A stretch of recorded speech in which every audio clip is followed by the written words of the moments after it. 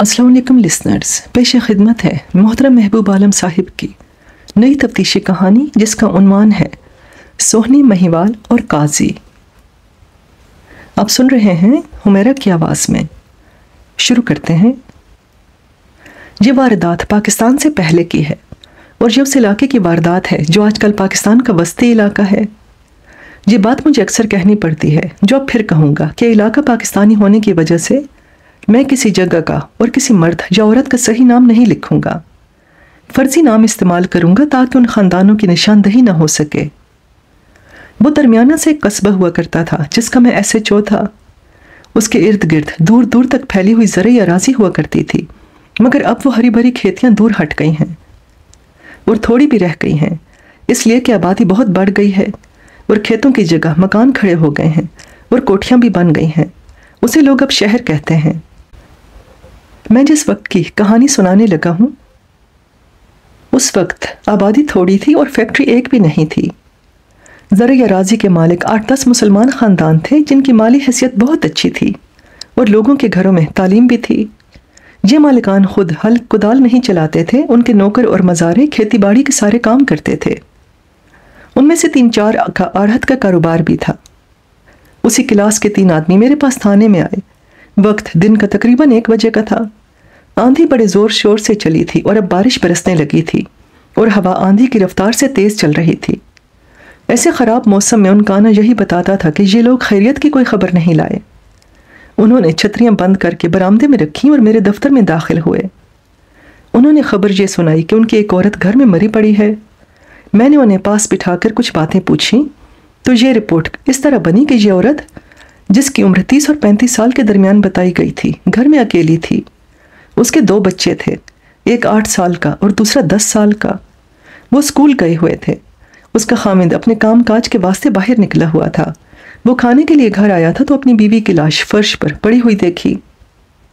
उन 3 आदमियों में से एक औरत का खामिद था, दूसरा औरत का भाई था और तीसरा खामिद का बड़ा भाई। ये भी बताया गया कि लाश के गले के गिर्द दुपट्टा लपेटा हुआ है और दुपट्टे की दोनों तरफ से औरत ने मरी हुई हालत में भी दुपट्टा मुट्ठियों में पकड़ा हुआ है। मैंने उस वक़्वा की बाबत सवाल पूछने शुरू कर दिए और बहुत ही छोटी छोटी बातें भी पूछी। ये इसलिए पूछी कि 2 ही महीने पहले एक नौजवान लड़की ने बिल्कुल इसी तरह खुदकुशी कर ली थी।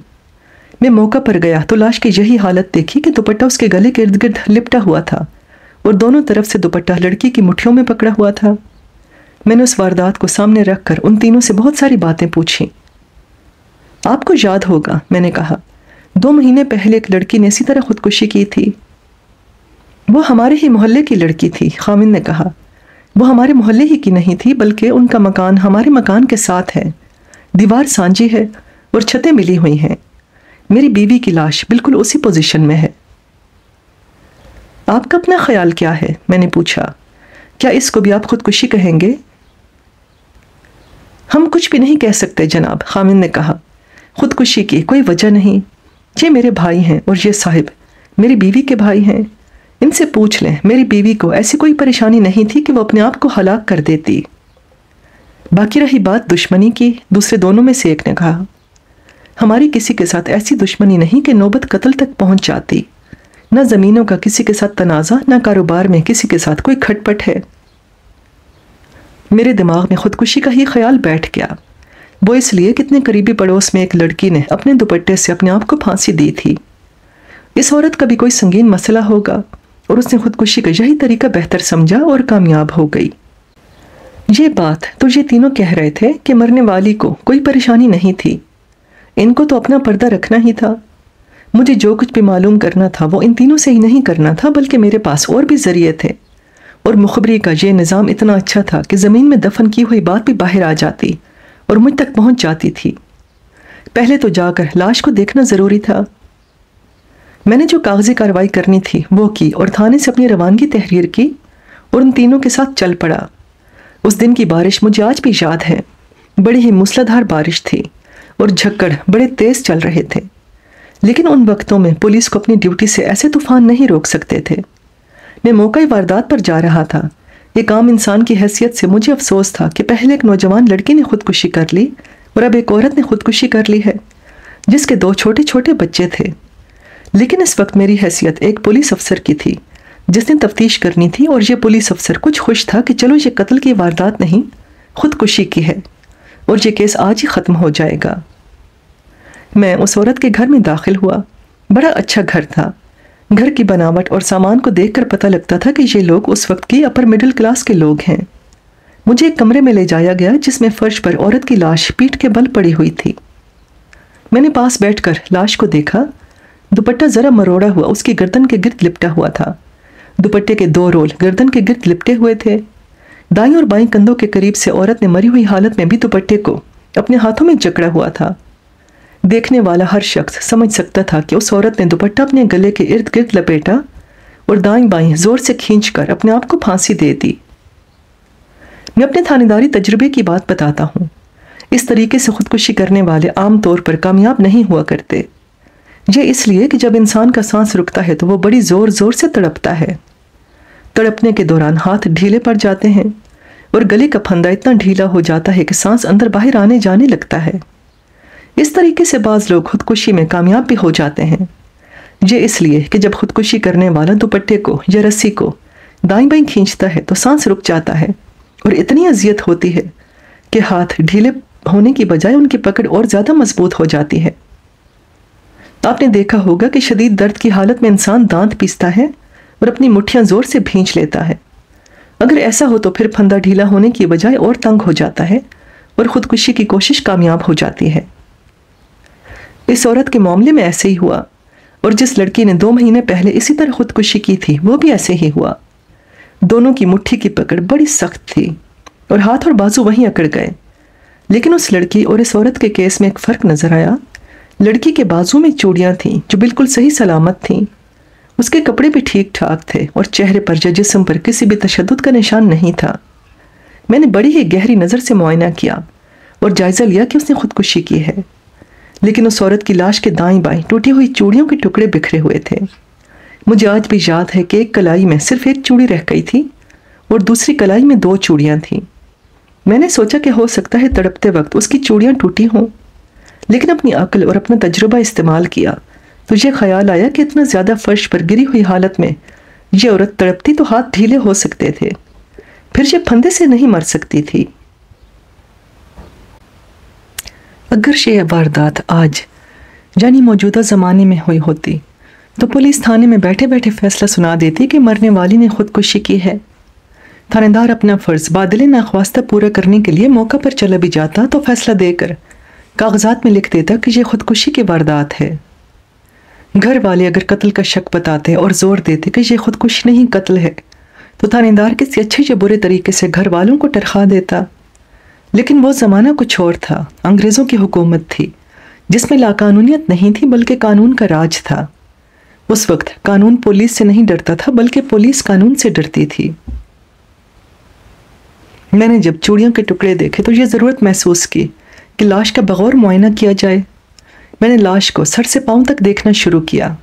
ایک یہ چیز نظر آئی کہ گردن کے ایک طرف جبڑے سے ذرا نیچے ایک خراش تھی جو لمبی نہیں تھی، اس پر خون جمع ہوا تھا۔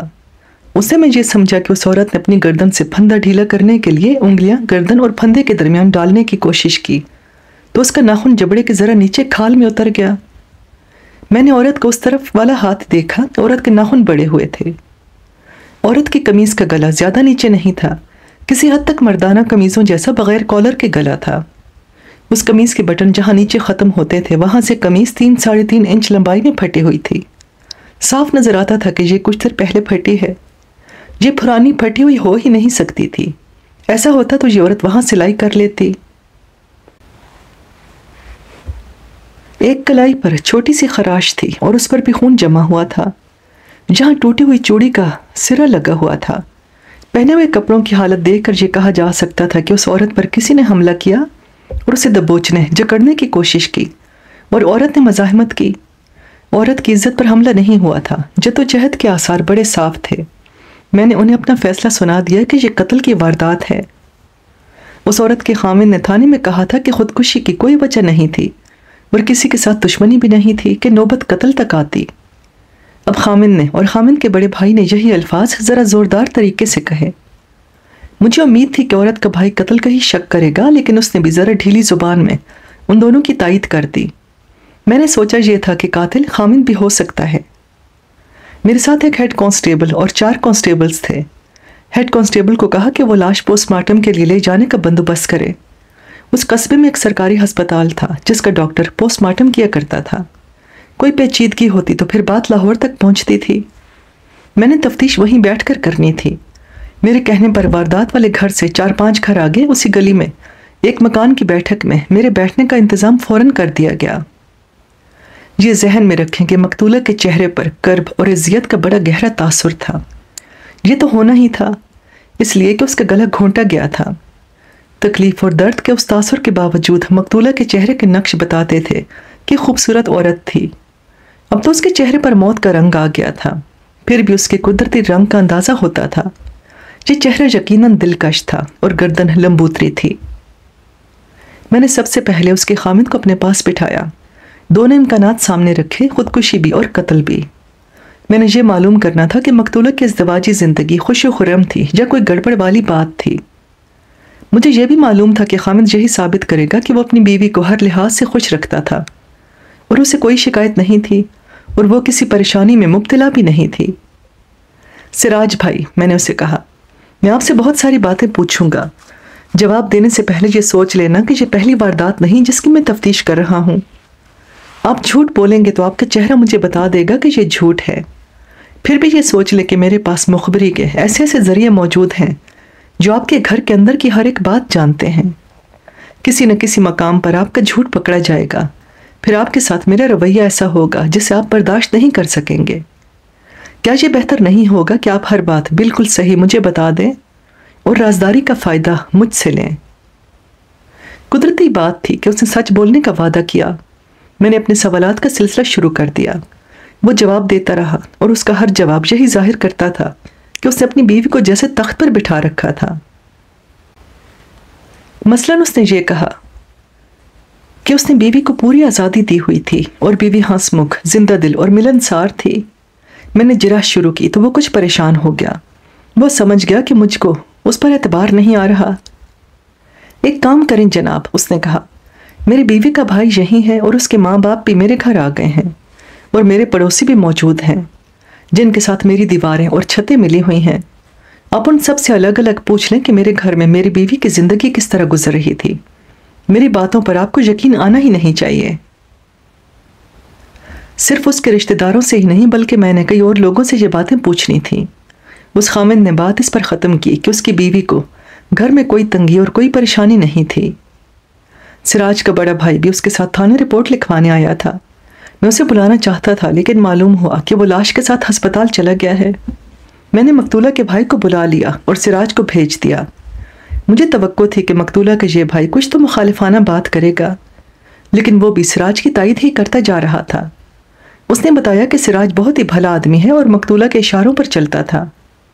اس بھائی نے اپنی بہن کو کبھی پریشانی کی حالت میں نہیں دیکھا تھا اور بہن نے کبھی اپنے خامد کی کوئی شکایت نہیں کی تھی۔ میں نے اس شخص پر بھی بہت جرح کی لیکن ایسی کوئی بات اس کی زبان پر نہ آئی جو مجھے تفتیش کے کسی راستے پر ڈال دیتی۔ میں نے اسے بھی اٹھا دیا اور سوچنے لگا کہ اب کس کے ساتھ بات کروں۔ مقتولہ کی ماں کا خیال آ گیا۔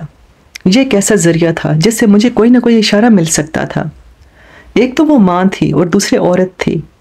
عورت ذات جب دکھی ہوتی ہے تو فالتو باتیں بھی کر دیتی ہے۔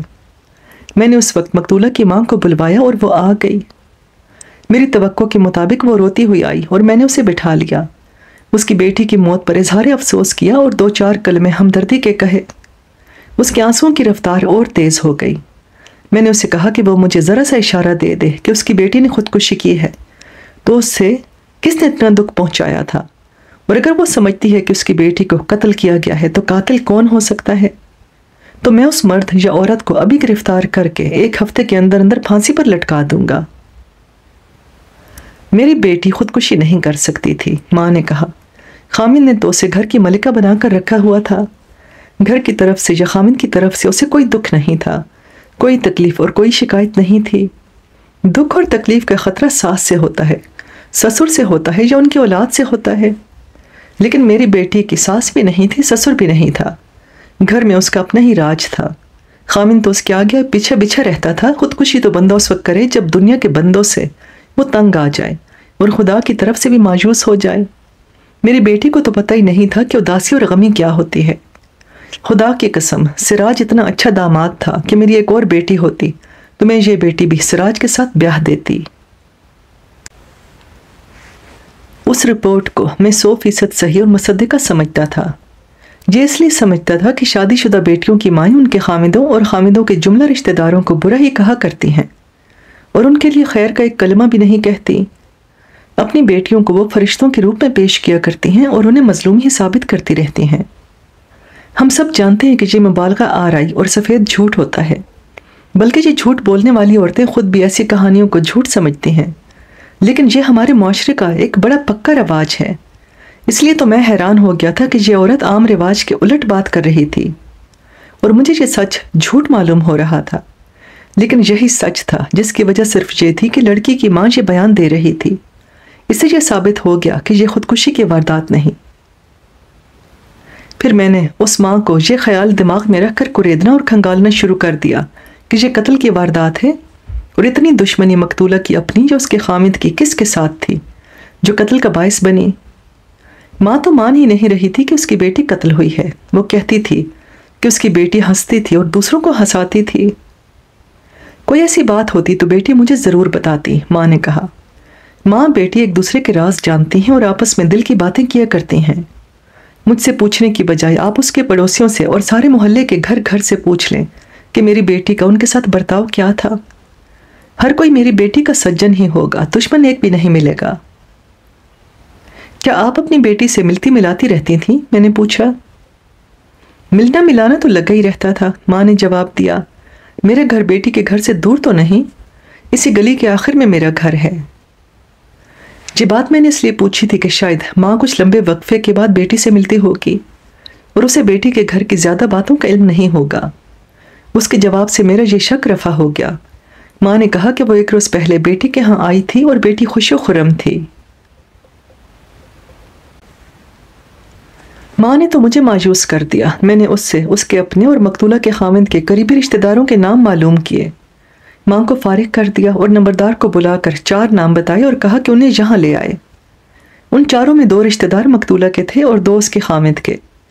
نمبردار نے انہیں بلا دیا۔ میں نے ان 4 کو باری باری اپنے پاس بٹھا کر پوچھ گچھ کی۔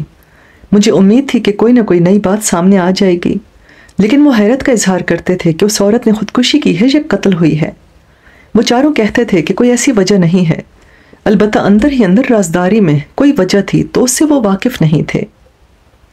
صرف ایک نے ذرا رازداری کے لہجے میں کہا کہ مقتولہ کچھ زیادہ ہی زندہ دل عورت تھی۔ اس کے خامند کی بابت اس نے یہ رائے دی کہ بیوی کے آگے اتنا جھکا رہتا تھا کہ اسے زن مرید کہیں تو غلط نہیں ہوگا۔ مردوں کے ساتھ بھی مقتولہ اس طرح بے تکلفی سے بات کرتی تھی جس طرح عورتیں عورتوں کے ساتھ کیا کرتی ہیں۔ اس شخص کے بارے میں میری رائے یہ تھی کہ یہ کچھ زیادہ عقل کی بات کرتا ہے اور پس پردہ باتیں بھی اگر پوری طرح نہیں جانتا تو کچھ اشارے دے سکتا ہے۔ میں نے اس سے پوچھا کہ مقتولہ کے خامند کے قریبی دوستوں کے بارے میں اس کی رائے کیا ہے۔ دراصل جناب، ایک بات زبان پر آتی ہے، اس نے کہا۔ دوست تو ہر کسی کے ہوتے ہیں، لیکن سراج کا ایک دوست کچھ مشکوک اخلاق والا ہے اور اس کے ساتھ سراج کی اتنی گہری دوستی ہے کہ اس کی غیر حاضری میں اس کے گھر جاتا اور بہت دیر وہیں رہتا ہے۔ اس نے اس دوست کا نام بتایا، میں اصل نام ظاہر نہیں کروں گا، اس کو رفاقت لکھوں گا۔ اصلی نام اس سے ملتا جلتا تھا۔ رفاقت کی بابت اس نے بتایا کہ ان کی برادری کا یہ آدمی ہے، خوشحال زمیندار ہے، خوبرو آدمی ہے اور اس کی عمر مقتولہ جتنی ہی تھی، یعنی 30 اور 35 کے درمیان۔ اس کے بارے میں اس نے جو باتیں بتائیں ان سے یہ ظاہر ہوتا تھا کہ رفاقت ایسا شخص ہے جسے ہم پولیس والے سفید پوش بدماش کہا کرتے تھے۔ اس کا مطلب یہ ہوتا تھا کہ وہ گھٹیا قسم کا بدماش یا جرائم پیشہ نہیں، لیکن اس کے سارے انداز اور اس کا رویہ بدماشوں والا ہوتا ہے۔ ایسے لوگ شراب پیتے ہیں، جوا کھیلتے ہیں، لیکن گھٹیا طریقے سے نہیں بلکہ جائز اور باعزت حرکات سمجھ کر اس کا ارتکاب کرتے ہیں۔ ان کا یارانہ بدماشوں کے ساتھ ہوتا ہے جنہیں وہ اپنے تحفظ اور اپنے مفادات کے لیے استعمال کرتے ہیں۔ رفاقت کے بارے میں پتہ چلا کہ وہ ایسا ہی بدماش ہے، لیکن اس نے ایسی حیثیت بنائی ہوئی ہے کہ لوگ اسے بدماش سمجھ کر بھی عزت دار آدمی سمجھتے تھے، لیکن حقیقت یہ ہے کہ سب اس سے ڈرتے بھی تھے۔ اس شخص نے رفاقت کے بارے میں اتنا ہی بتایا کہ مقتولہ کے ہاں آتا جاتا رہتا تھا، اور یہ بھی کوئی راز والی بات نہیں تھی کہ مقتولہ کے ساتھ اس کی بے تکلفی تھی۔ سراج تو اسے اپنا سگا بھائی سمجھتا تھا اور اس پر پورا اعتماد کرتا تھا۔ میں اس لیے زیادہ کچھ نہیں جانتا جناب عالی، اس شخص نے کہا۔ بعض لوگ شک کرتے تھے کہ رفاقت کے مقتولہ کے ساتھ کوئی اور تعلقات تھے، لیکن کچھ لوگ یہ کہتے تھے کہ مقتولہ ایسی عورت نہیں تھی، یہ اس کی زندہ دلی تھی کہ رفاقت کے ساتھ بے تکلف رہتی تھی۔ ان چاروں پر میں نے بہت محنت کی اور خاصا وقت لگایا، اور صرف یہ بات معلوم ہوئی اور رفاقت کا نام میرے سامنے آیا۔ رفاقت جیسے اشخاص کو میں اچھی طرح سمجھتا تھا۔ ایسے لوگ آج بھی ہمارے معاشرے میں پائے جاتے ہیں۔ یہ سفید پوش بھی ہوتے ہیں، اپنی عزت اور اپنے وقار کو بھی قائم رکھتے ہیں، اور پکے بدماش بھی ہوتے ہیں۔ آج کل تو اس نسل کے لوگ الیکشن میں کھڑے ہو کر اسمبلیوں میں بھی پہنچ جاتے ہیں۔ ان میں کچھ ایسے بھی ہوتے ہیں جو کسی نہ کسی حیثیت میں حکومت میں شامل ہو جاتے ہیں۔ تم ہی کچھ بتاؤ چودھری، میں نے نمبردار کو کہا۔ مرنے والی کے اپنے سگے بھی کہتے ہیں کہ نہ خودکشی کی کوئی وجہ تھی نہ قتل کی۔ تم یہ بتاؤ کہ اس رفاقت کا اس میاں بیوی کے ساتھ کیا تعلق تھا؟ میں نمبردار کے ساتھ بات کر ہی رہا تھا کہ اس کے ہونٹوں پر مسکراہٹ سی آ گئی۔ ابھی میں نے اور بھی کچھ کہنا تھا، لیکن اس کی مسکراہٹ دیکھ کر میں سمجھ گیا کہ یہ نمبردار بہت کچھ جانتا ہے۔ میں چپ ہو گیا اور نمبردار نے اپنی بات شروع کر دی۔ پولیس افسروں کی ان تفتیشی کہانیوں سے آپ کو یہ تو پتہ ہی ہوگا کہ نمبردار اپنے علاقے کے تھانے دار کو اللہ اور رسول کے بعد کا درجہ دیا کرتے تھے۔ اللہ کو ناراض کر کے بھی تھانے دار کو خوش رکھتے تھے۔ ہر گھر کے اندر خانے کی باتیں بھی انہیں معلوم ہوتی تھیں۔ انہوں نے مخبری کا اپنا ایک نظام بنایا ہوا ہوتا تھا۔ اس طرح یہ تفتیش میں تھانے داروں کے دائیں بازو بن جاتے تھے۔ پھر بھی بتا دیتا ہوں کہ اکثر و بیشتر نمبردار خود بھی پکے بدماش ہوتے تھے۔ ان کی مکاری اور عیاری کو بعض تھانے دار بھی نہیں سمجھ سکتے تھے۔ کسی ملزم کو بچانے کے لیے تھانے دار کو چکر دینے پر آتے تو تھانے دار کو چکرا دیا کرتے تھے۔ اب یہ ذہن میں رکھ لیں کہ میں اس قصبے کے جس نمبردار کی بات کر رہا ہوں وہ کوئی دیہاتی اور ان پڑھ آدمی نہیں تھا۔ وہ قصبے کے شہری معاشرے کا آدمی تھا۔ 10 جماعتیں پڑھا ہوا تھا۔ گھر میں خوشحالی تھی اور اس شخص میں تہذیب اور شائستگی بھی تھی، لیکن اس کے ساتھ ہی اس میں استادی اور چالاکی بھی پوری موجود تھی، جسے ہم آسانی سے مکاری اور عیاری کہہ سکتے ہیں۔ خودکشی کو ذہن سے اتار دے میری سرکار، نمبردار نے بات یہاں سے شروع کی۔ یہ عورت قتل ہوئی ہے۔ میرا اپنا جو شک ہے وہ بھی میرے دل میں ہی رہنے دے۔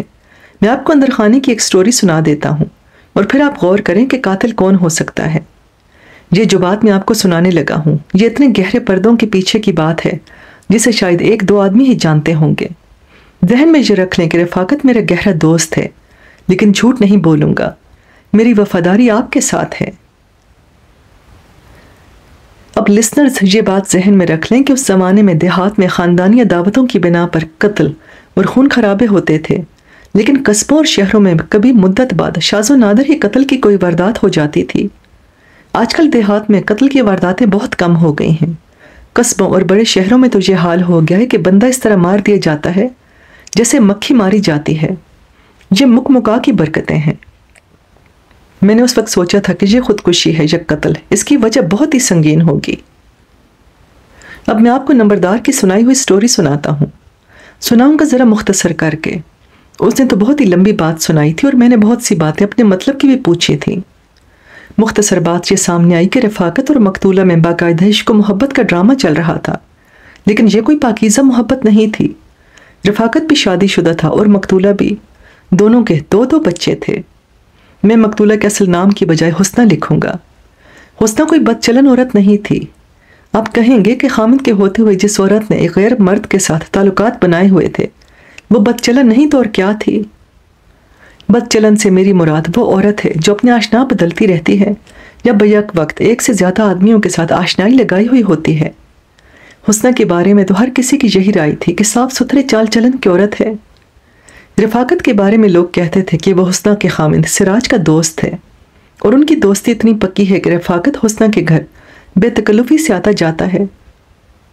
نمبردار نے بتایا کہ حسنہ اور رفاقت کی اس آشنائی کی وجہ یہ ہے کہ حسنہ شوقین مزاج اور ہنسنے کھیلنے والی عورت ہے، اور اس کے مقابلے میں اس کا خامد کچھ معتدل اور کچھ غیر ذمہ دار سا آدمی ہے۔ کچھ ایسی ذمہ داریاں بھی جو مرد پوری کیا کرتے ہیں حسنہ کیا کرتی تھی، اور ایسے سارے کام ہنسی خوشی بلکہ فخر سے کیا کرتی تھی۔ میں نے پوچھا کہ پھر تو یہ عورت کھانے پینے والی ہوگی، تحفے اور رقمیں وصول کرتی ہوگی۔ میں جانتا تھا کہ بعض عورتیں کپڑوں کی اور بعض زیورات کی اتنی شوقین ہوتی ہیں کہ کسی کو دوست بنا کر اپنی عصمت بطور قیمت یا بطور تحفہ پیش کرتی ہیں، لیکن حسنہ اس قسم کی عورت نہیں تھی، بلکہ نمبردار نے بتایا کہ وہ تو کھلانے پلانے والی عورت تھی۔ رفاقت اس کا من پسند دوست تھا، خوبرو بھی تھا اور ہنس مکھ بھی۔ ان دونوں نے سراج کو بڑی کامیابی سے الو بنایا ہوا تھا۔ رفاقت روب اور رسوخ والا آدمی تھا، اس لیے سراج کے کئی کام کروا دیتا تھا، اور سراج خوش ہو جاتا تھا کہ اس کی ذمہ داریاں ایک دوست نے پوری کر دیں۔ رفاقت نمبردار کا گہرا دوست تھا، اس لیے رفاقت نے بتایا تھا کہ حسنہ نے سراج پر اپنی خوبصورتی کا یا اپنی نسوانیت کا جادو طاری کیا ہوا تھا۔ اس کے ساتھ ایسے ناز و انداز اور چونچلے کیا کرتی تھی کہ سراج یہ سمجھ کر کہ حسنہ اس پر جان نثار کرتی ہے، پھولا نہیں سماتا تھا۔ میں سمجھ گیا کہ حسنہ کس ٹائپ کی عورت تھی۔ ایسی عورتیں ظاہری طور پر نیک اور پاک بنی رہتی ہیں اور انتہائی خفیہ طریقے سے اپنی پسند کے کسی ایک آدمی کو اپنی جسماتی اور جذباتی تسکین کا ذریعہ بنا کر رکھتی ہیں۔ کوئی اور آدمی ایسی عورت کے ساتھ دوستی لگانے کی کوشش کرے تو سرعام اس کی بے عزتی کر دیتی ہیں، تاکہ سب کچھ یقین ہو جائے کہ یہ تو بڑی باعصمت اور نیک عورت ہے۔ اس کے بعد نمبردار نے یہ انکشاف کیا کہ 2-2.5 مہینوں سے رفاقت اور حسنہ کی دوستی ٹوٹ گئی ہے، اور اس کی وجہ معلوم نہیں ہو سکی۔ نمبردار کے ساتھ اتنی گہری اور رازداری والی دوستی کے باوجود رفاقت نے اسے نہیں بتایا کہ تعلقات ٹوٹ جانے کی اصل وجہ کیا تھی۔ نمبردار نے پوچھا تو رفاقت نے منہ برا سا بنا کر کہا کہ بد چلن اور بے وفا عورت ہے اور اپنے خامند کو دھوکہ دے رہی ہے۔ نمبردار نے ایک شک کا اظہار کیا، جو یہ تھا کہ حسنہ نے رفاقت جیسے ہی ایک اور آدمی کو پسند کر لیا تھا، لیکن شاید ابھی ان کی دوستی شروع نہیں ہوئی تھی۔ اس کے بعد نمبردار نے دماغ لڑایا اور کچھ رائے دی، اور میں نے اس سے کچھ اور باتیں پوچھی تاکہ تہ تک پہنچ سکوں، لیکن آگے ہم دونوں کے لیے اندھیرا ہی اندھیرا تھا۔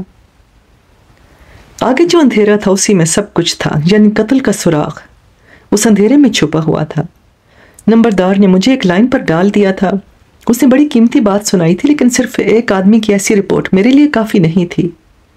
اس آدمی یعنی نمبردار کے اپنے مفادات اور اپنی دلچسپیاں بھی ہو سکتی تھیں۔ اس نے یہ تو کہا ہی تھا کہ رفاقت کے ساتھ اس کی گہری دوستی ہے، لیکن در پردہ کچھ اور بھی ہو سکتا تھا۔ مجھے تصدیق کی ضرورت تھی کہ رفاقت اور حسنہ کے ناجائز تعلقات چل رہے تھے۔ میں نے اب کچھ اور لوگوں سے پوچھ گچھ کرنی تھی اور مخبروں سے بھی معلومات لینی تھی۔ اس لیے مجھے تھانے چلے جانا چاہیے تھا، تاکہ کسی کو یہ پتہ نہ چلے کہ میں نے کس کس کو بلایا اور پوچھا تھا۔ بارش تھم کر بہار کی صورت اختیار کر گئی تھی اور جھکڑ بھی رک گئے تھے۔ میں تھانے چلا گیا۔ شام کا کھانا جو بڑا ہی پرتکلف تھا نمبردار نے کھلا دیا تھا۔ میں نے تفتیش جاری رکھنے کا ارادہ کر لیا تھا۔ اپنے دفتر میں جا کر بیٹھا ہی تھا کہ پوسٹ مارٹم رپورٹ آ گئی، اور یہ بھی پتہ لگا کہ لاش اپنے گھر پہنچ گئی ہے۔ پوسٹ مارٹم رپورٹ میں موت کا باعث دم گھٹنا لکھا تھا۔ مقتولہ کو گلا گھونٹ کر مارا گیا تھا۔ جسم پر تشدد کے کوئی نشانات نہیں تھے سوائے ان 2 چھوٹی چھوٹی خراشوں کے جن کا میں نے پہلے ذکر کیا ہے۔ موت دن کے 11-11:30 کے درمیان واقع ہوئی تھی۔ یہ وہ وقت تھا جب آندھی بڑی ہی تیز چلی تھی اور ابھی بارش شروع نہیں ہوئی تھی۔ میں سوچنے لگا کہ اب کس کو بلا کر تفتیش کو آگے بڑھاؤں۔ سوچتے سوچتے مقتولہ کے بڑے بھائی کا خیال آ گیا۔ مقتولہ کے خامند کے بڑے بھائی کا خیال آ گیا۔ میں بیان کر چکا ہوں کہ کتنے افراد سے میں پوچھ گچھ کر کے آیا تھا۔ ان میں سراج اور حسنہ کے رشتہ دار بھی شامل تھے۔ ان میں سے 3 نے کہا تھا کہ سراج کے بڑے بھائی کو کچھ نہ کچھ معلوم ہوگا۔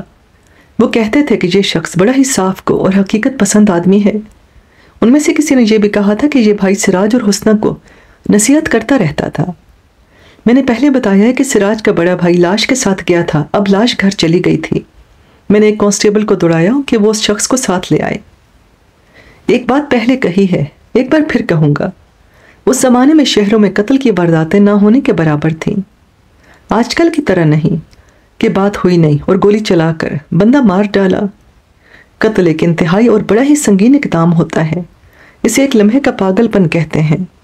کوئی ایسی بات ہو جاتی ہے جو بندے کو پاگل کر دیتی ہے اور غصے سے اس کا دماغ بے قابو ہو جاتا ہے۔ مجھے معلوم یہ کرنا تھا کہ کس کے ساتھ کوئی ایسی بات ہو گئی ہے۔ سراج کا بڑا بھائی آ گیا۔ اس کی عمر 40 سال کے قریب تھی۔ نہایت اچھی طرح تراشی ہوئی چھوٹی چھوٹی داڑھی تھی۔ لباس اور وضاقتہ سے معزز لگتا تھا، اور وہ تھا بھی معزز زمیندار۔ میں اس کا نام حماد لکھوں گا۔ روبدار آدمی تھا اور پڑھا لکھا بھی معلوم ہوتا تھا۔ میں نے سوال جواب کا سلسلہ شروع کیا تو وہ خود ہی پورا بیان دینے پر آ گیا۔ اس نے کہا کہ مرنا تو ہر کسی کو ہے، لیکن ایسی ذلیل موت اللہ میرے دشمن کو بھی نہ دے۔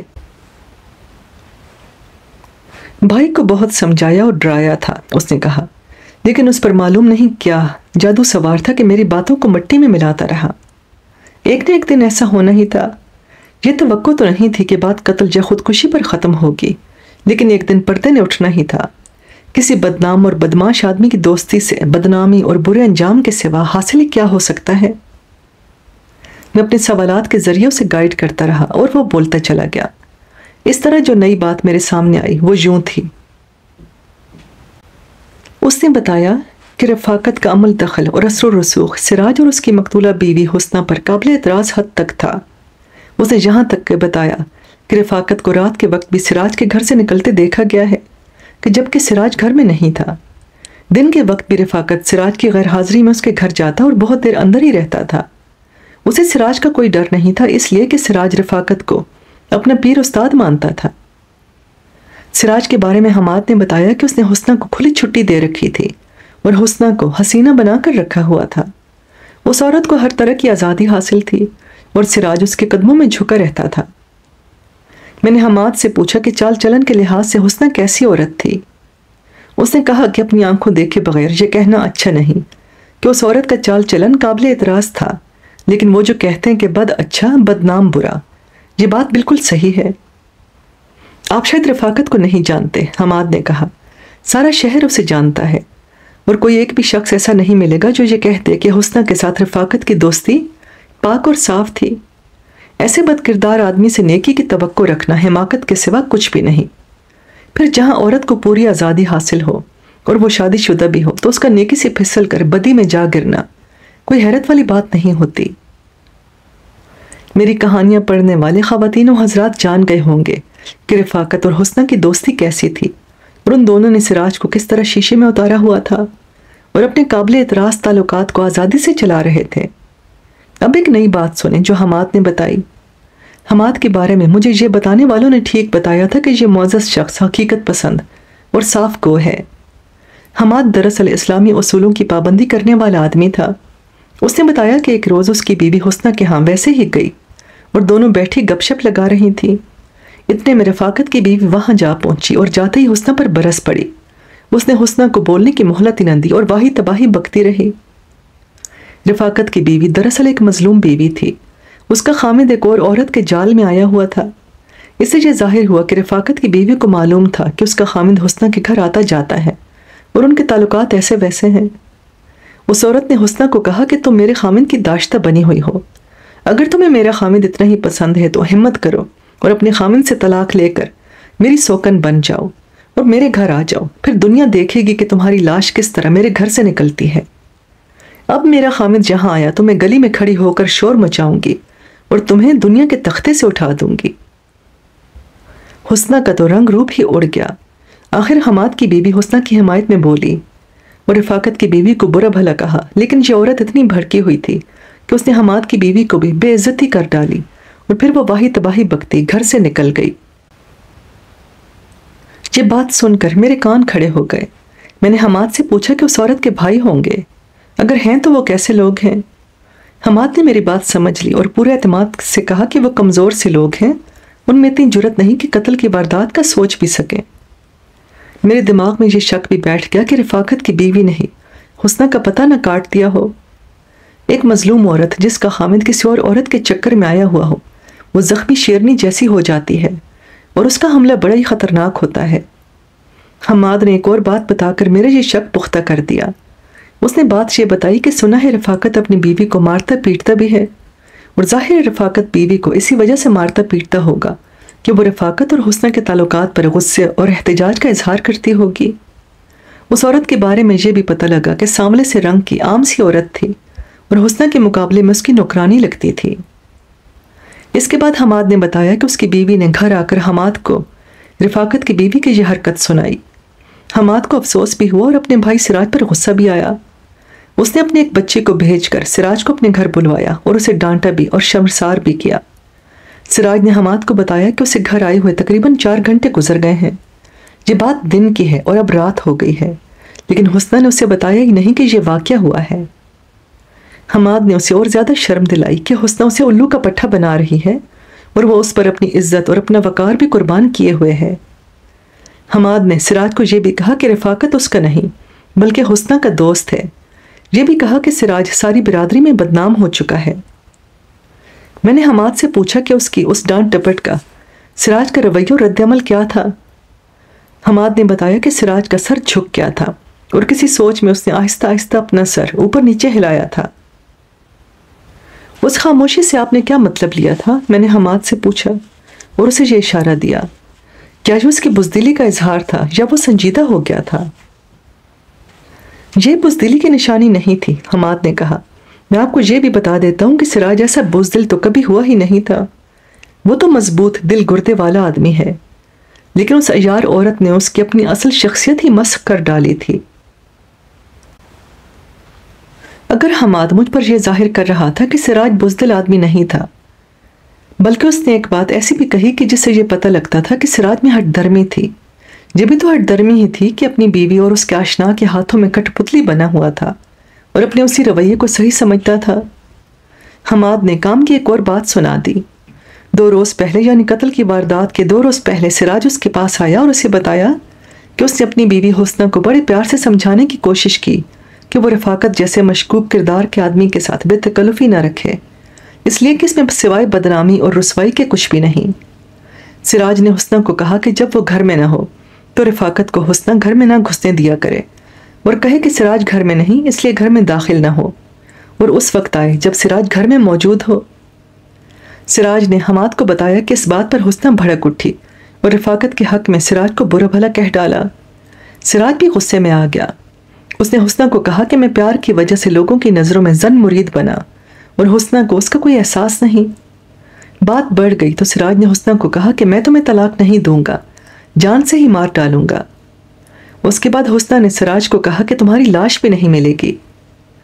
سراج نے اپنی بیوی کے ساتھ یہ جھڑپ پوری کی پوری حماد کو سنائی اور کہا کہ اب وہ حسنہ کو اپنے ٹھکانے پر رکھے گا اور اگر اس نے اپنا رویہ نہ بدلا تو اس کی ہڈیاں توڑ دے گا۔ حماد اتنا شریف انسان تھا کہ اس نے باتوں کی روانی میں یہ سوچا ہی نہیں کہ وہ میرے دل میں سراج کے خلاف یہ شک پیدا کر رہا ہے کہ حسنہ کا قاتل سراج ہے۔ میں نے اس شک کے پیش نظر 3-4 سوال کیے تو حماد نے بلا سوچے سمجھے بڑی برخورداری سے جواب دیے اور میرے شک کو مزید پختہ کر دیا۔ میرے سامنے اب 2 مشتبہ آ گئے، ایک سراج اور دوسری رفاقت کی بیوی۔ حماد کے ساتھ سوال جواب کرنے میں رات کے 11 بجنے والے ہو گئے۔ میں نے اسے رخصت کر دیا اور خود گھر چلا گیا۔ اگلی صبح میرے 3 پکے مخبر آ گئے، فوراً بعد ہی 2 معززین بھی آ گئے، جو ظاہری طور پر تو معززین تھے لیکن در پردہ میرے مخبر تھے۔ میں نے ان دونوں میں سے ایک کو اپنے دفتر میں بٹھایا اور واردات کے بارے میں سوال جواب کا سلسلہ شروع کر دیا۔ یہ شخص تو مان ہی نہیں رہا تھا کہ حسنہ کے کسی کے ساتھ ناجائز مراسم ہو سکتے ہیں۔ وہ حسنہ کو زندہ دل اور ہر دل عزیز عورت کہتا تھا۔ اس کی رائے یہ تھی کہ اس قسم کی عورت عام طور پر بدنام ہو جایا کرتی ہے۔ جن لوگوں کی اپنی نیت صاف نہیں ہوتی وہ ایسی عورت کو بے حجاب اور بے حیا کہا کرتے ہیں، اور یہ بھی کہ ایسی عورت یقیناً بد چلن ہوتی ہے۔ میں یہ تو نہیں چاہتا تھا کہ حسنہ کو بد چلن ہی ثابت کیا جائے، لیکن یہ معزز شخص ان بیانات کے بالکل الٹ چل رہا تھا جو اس وقت تک کئی اشخاص نے دیے تھے۔ میں نے اسے بہت سوال جواب کیے، لیکن وہ کسی ایک بھی سوال کا تسلی بخش جواب نہ دے سکا۔ اسے میں صرف یہ سمجھا کہ حسنہ نے رفاقت کی دوستی کو ایسی کامیابی سے پردے میں رکھا ہوا تھا کہ کئی لوگ اسے بد چلن سمجھتے ہی نہیں تھے۔ اس شخص کو باہر بھیج کر دوسرے معزز آدمی کو بلایا۔ اس نے جو بیان دیا اور میرے سوالوں کے جو جواب دیے ان سے انہی بیانات کی تصدیق ہوئی جو پہلے مجھ تک پہنچ چکے تھے۔ نمبردار نے اور حماد نے رفاقت اور حسنہ کی دوستی کے بارے میں جو تفصیلات سنائی تھی وہ اس شخص نے بھی سنا دی۔ میں یہ معلوم کرنے کی کوشش میں تھا کہ سراج کیسا آدمی تھا۔ اپنی ضرورت کے مطابق سوال کیے تو حماد کی بات صحیح ثابت ہوئی کہ سراج بزدل اور کسی کے آگے جھکنے والا آدمی نہیں تھا، لیکن نہ جانے حسنہ نے اس پر کیسا جادو کر دیا تھا کہ اس کے آگے سراج کٹ پتلی بنا رہتا تھا۔ اس کے بعد میں نے اپنے پکے مخبروں سے رپورٹیں لی۔ ان سے کوئی بھی نئی بات معلوم نہ ہو سکی۔ تینوں نے وہی رپورٹ دی جو پہلے ہی مجھ تک پہنچ چکی تھی۔ میں کچھ حیران ہوا کہ ان تینوں میں سے کسی نے بھی حسنہ کو بد چلن یا آوارہ یا گھٹیا عورت نہیں کہا۔ البتہ اسے خاصی چالاک عورت کہا، اور یہ بھی کہ وہ اتنی ہنسمکھ اور ملنسار ہے کہ اپنے خلاف کوئی گلہ شکوہ پیدا ہونے ہی نہیں دیتی۔ رفاقت کے ساتھ اس کی دوستی کا ذکر سب نے کیا، اور یہ بھی کہا کہ یہ دوستی پاکیزہ ہو ہی نہیں سکتی۔ اس کے باوجود وہ حسنہ کے کردار کو اچھا کہہ رہے تھے، اور یہ میں پہلے بیان کر چکا ہوں کہ وہ ایسا کیوں کہتے تھے۔ یہ تینوں چونکہ میرے پکے مخبر تھے، اس لیے میں نے ان کو کچھ اور باتیں بتائیں کہ وہ جا کر معلوم کریں۔ ان میں سے ایک نے ایک عورت کا نام لیا اور وثوق سے کہا کہ میں صرف اس عورت کو بلا لوں تو وہی میرا کام کر دے گی۔ یہ ایک کامی یعنی لوگوں کے گھروں میں کام کرنے والی عورت تھی۔ اس کا خامد معاشقی تھا، لوگوں کے گھروں میں پانی ڈالتا تھا۔ میں اس عورت کا نام نذیرہ لکھوں گا۔ اس مخبر کو ہی کہا کہ وہ اس عورت کو میرے پاس بھیج دے۔ باقی سب کو میں نے رخصت کر دیا۔ نذیرہ آ گئی۔ وہ حسنہ کی ہم عمر تھی، یعنی 30-35 سال کے درمیان کی عورت تھی۔ شکل و صورت اچھی اور رنگ بھی صاف ستھرا تھا۔ اس کے جسم کی ساخت تو بہت ہی اچھی تھی۔ میں نے اس کا چہرہ اور آنکھیں دیکھیں۔ میں جان گیا کہ یہ ان عورتوں میں سے ہے جو آسمان سے تارے بھی توڑ لاتی ہیں اور واپس رکھ بھی آتی ہیں۔ ایسی عورتیں پولیس کے بہت کام آتی ہیں۔ میں نے اپنی تفتیشی کہانیوں میں ایسی عورتیں کئی بار پیش کی ہیں۔ پہلے تو میں نے نذیرہ کو یہ ذہن نشین کرایا کہ وہ کسی ذرا جتنی بات پر بھی پردہ ڈالنے کی حماقت نہ کرے۔ پھر اسے بتایا کہ مجھ تک بہت ساری باتیں پہنچ چکی ہیں اور اپنے اندر کی باتیں معلوم کرنا چاہتا ہوں۔ وہ بیچاری چھوٹی ذات اور کم حیثیت کی عورت تھی۔ اس نے وعدہ کیا کہ وہ میری اس بات پر سولانہ عمل کرے گی۔ اس کے ساتھ تو سب سے زیادہ لمبی باتیں ہوئیں جو ساری کی ساری بیان کرنا ضروری نہیں، میں مختصر کر کے سنا دیتا ہوں۔ نذیرہ حسنہ کی ہمراز تھی۔ ظاہری طور پر اس کے گھر کی کامی بنی ہوئی تھی، لیکن اس کی سہیلی کا روپ بھی در پردہ ساتھ ساتھ تھا۔ اس نے یہ بتا دیا کہ وہ حسنہ اور رفاقت کے درمیان پیغام رسانی کرتی تھی۔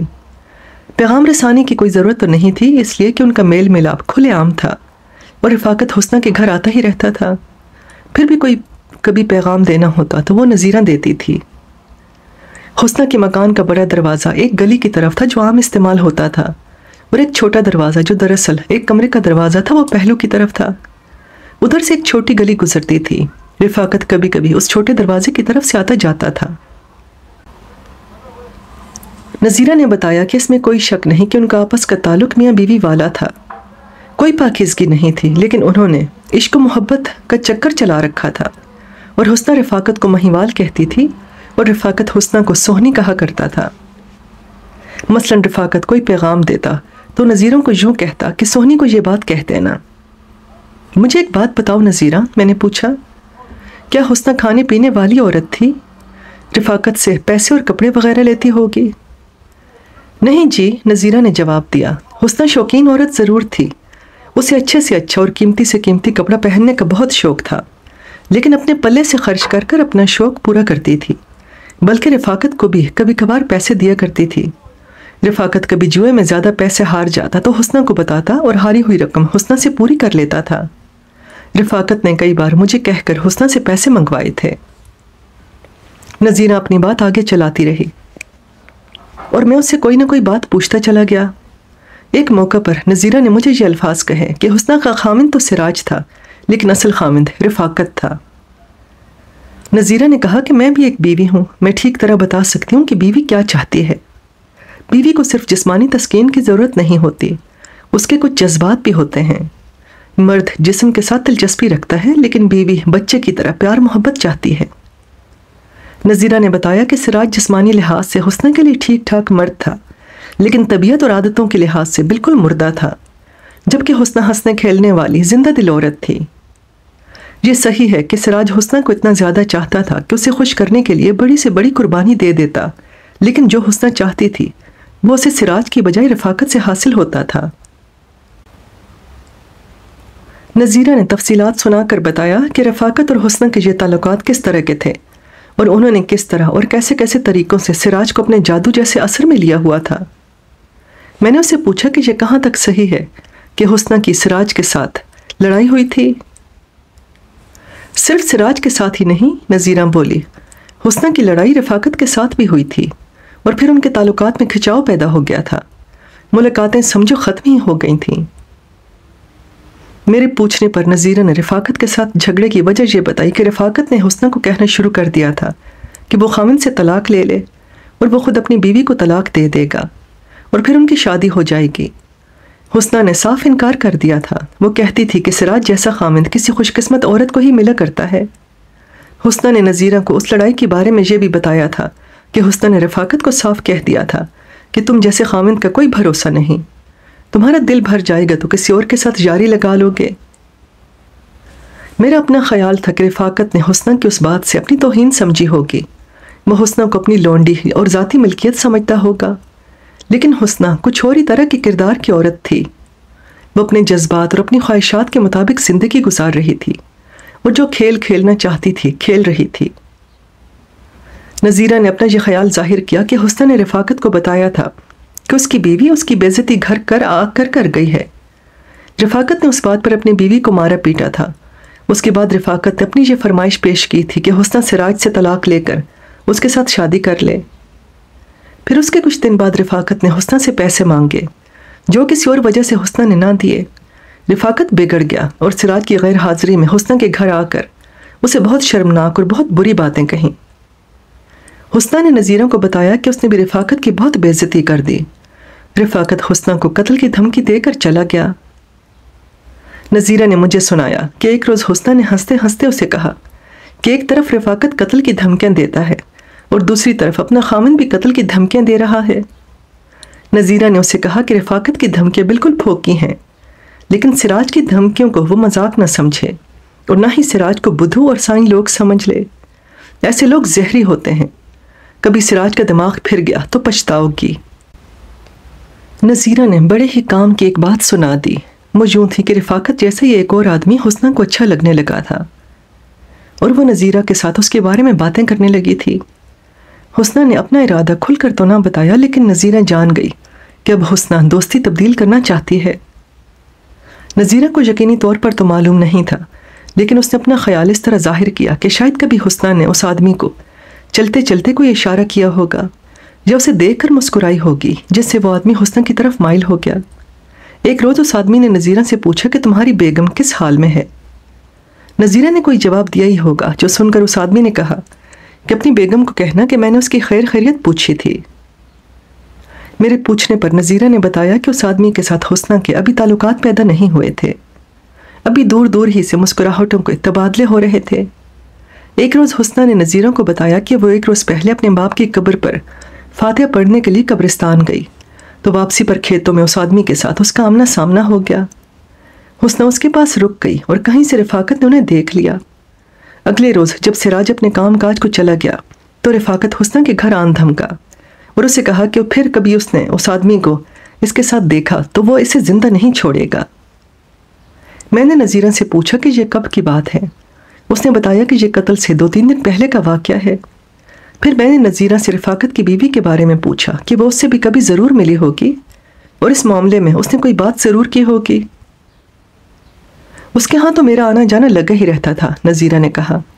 اس نے جب حسنہ کے گھر آ کر اس کی بے عزتی کی تھی، اس کے 1-2 دنوں بعد حسنہ نے مجھے اس کے گھر یہ معلوم کرنے کے لیے بھیجا تھا کہ اس کی اور رفاقت کی آپس میں بول چال یعنی لڑائی جھگڑا ہوا ہے یا نہیں، اور وہ کس طرح وقت گزار رہے ہیں۔ میں گئی اور باتوں باتوں میں یہ ذکر چھیڑ دیا۔ رفاقت کی بیوی نے مجھے بتایا کہ خامن نے اسے مارا پیٹا ہے۔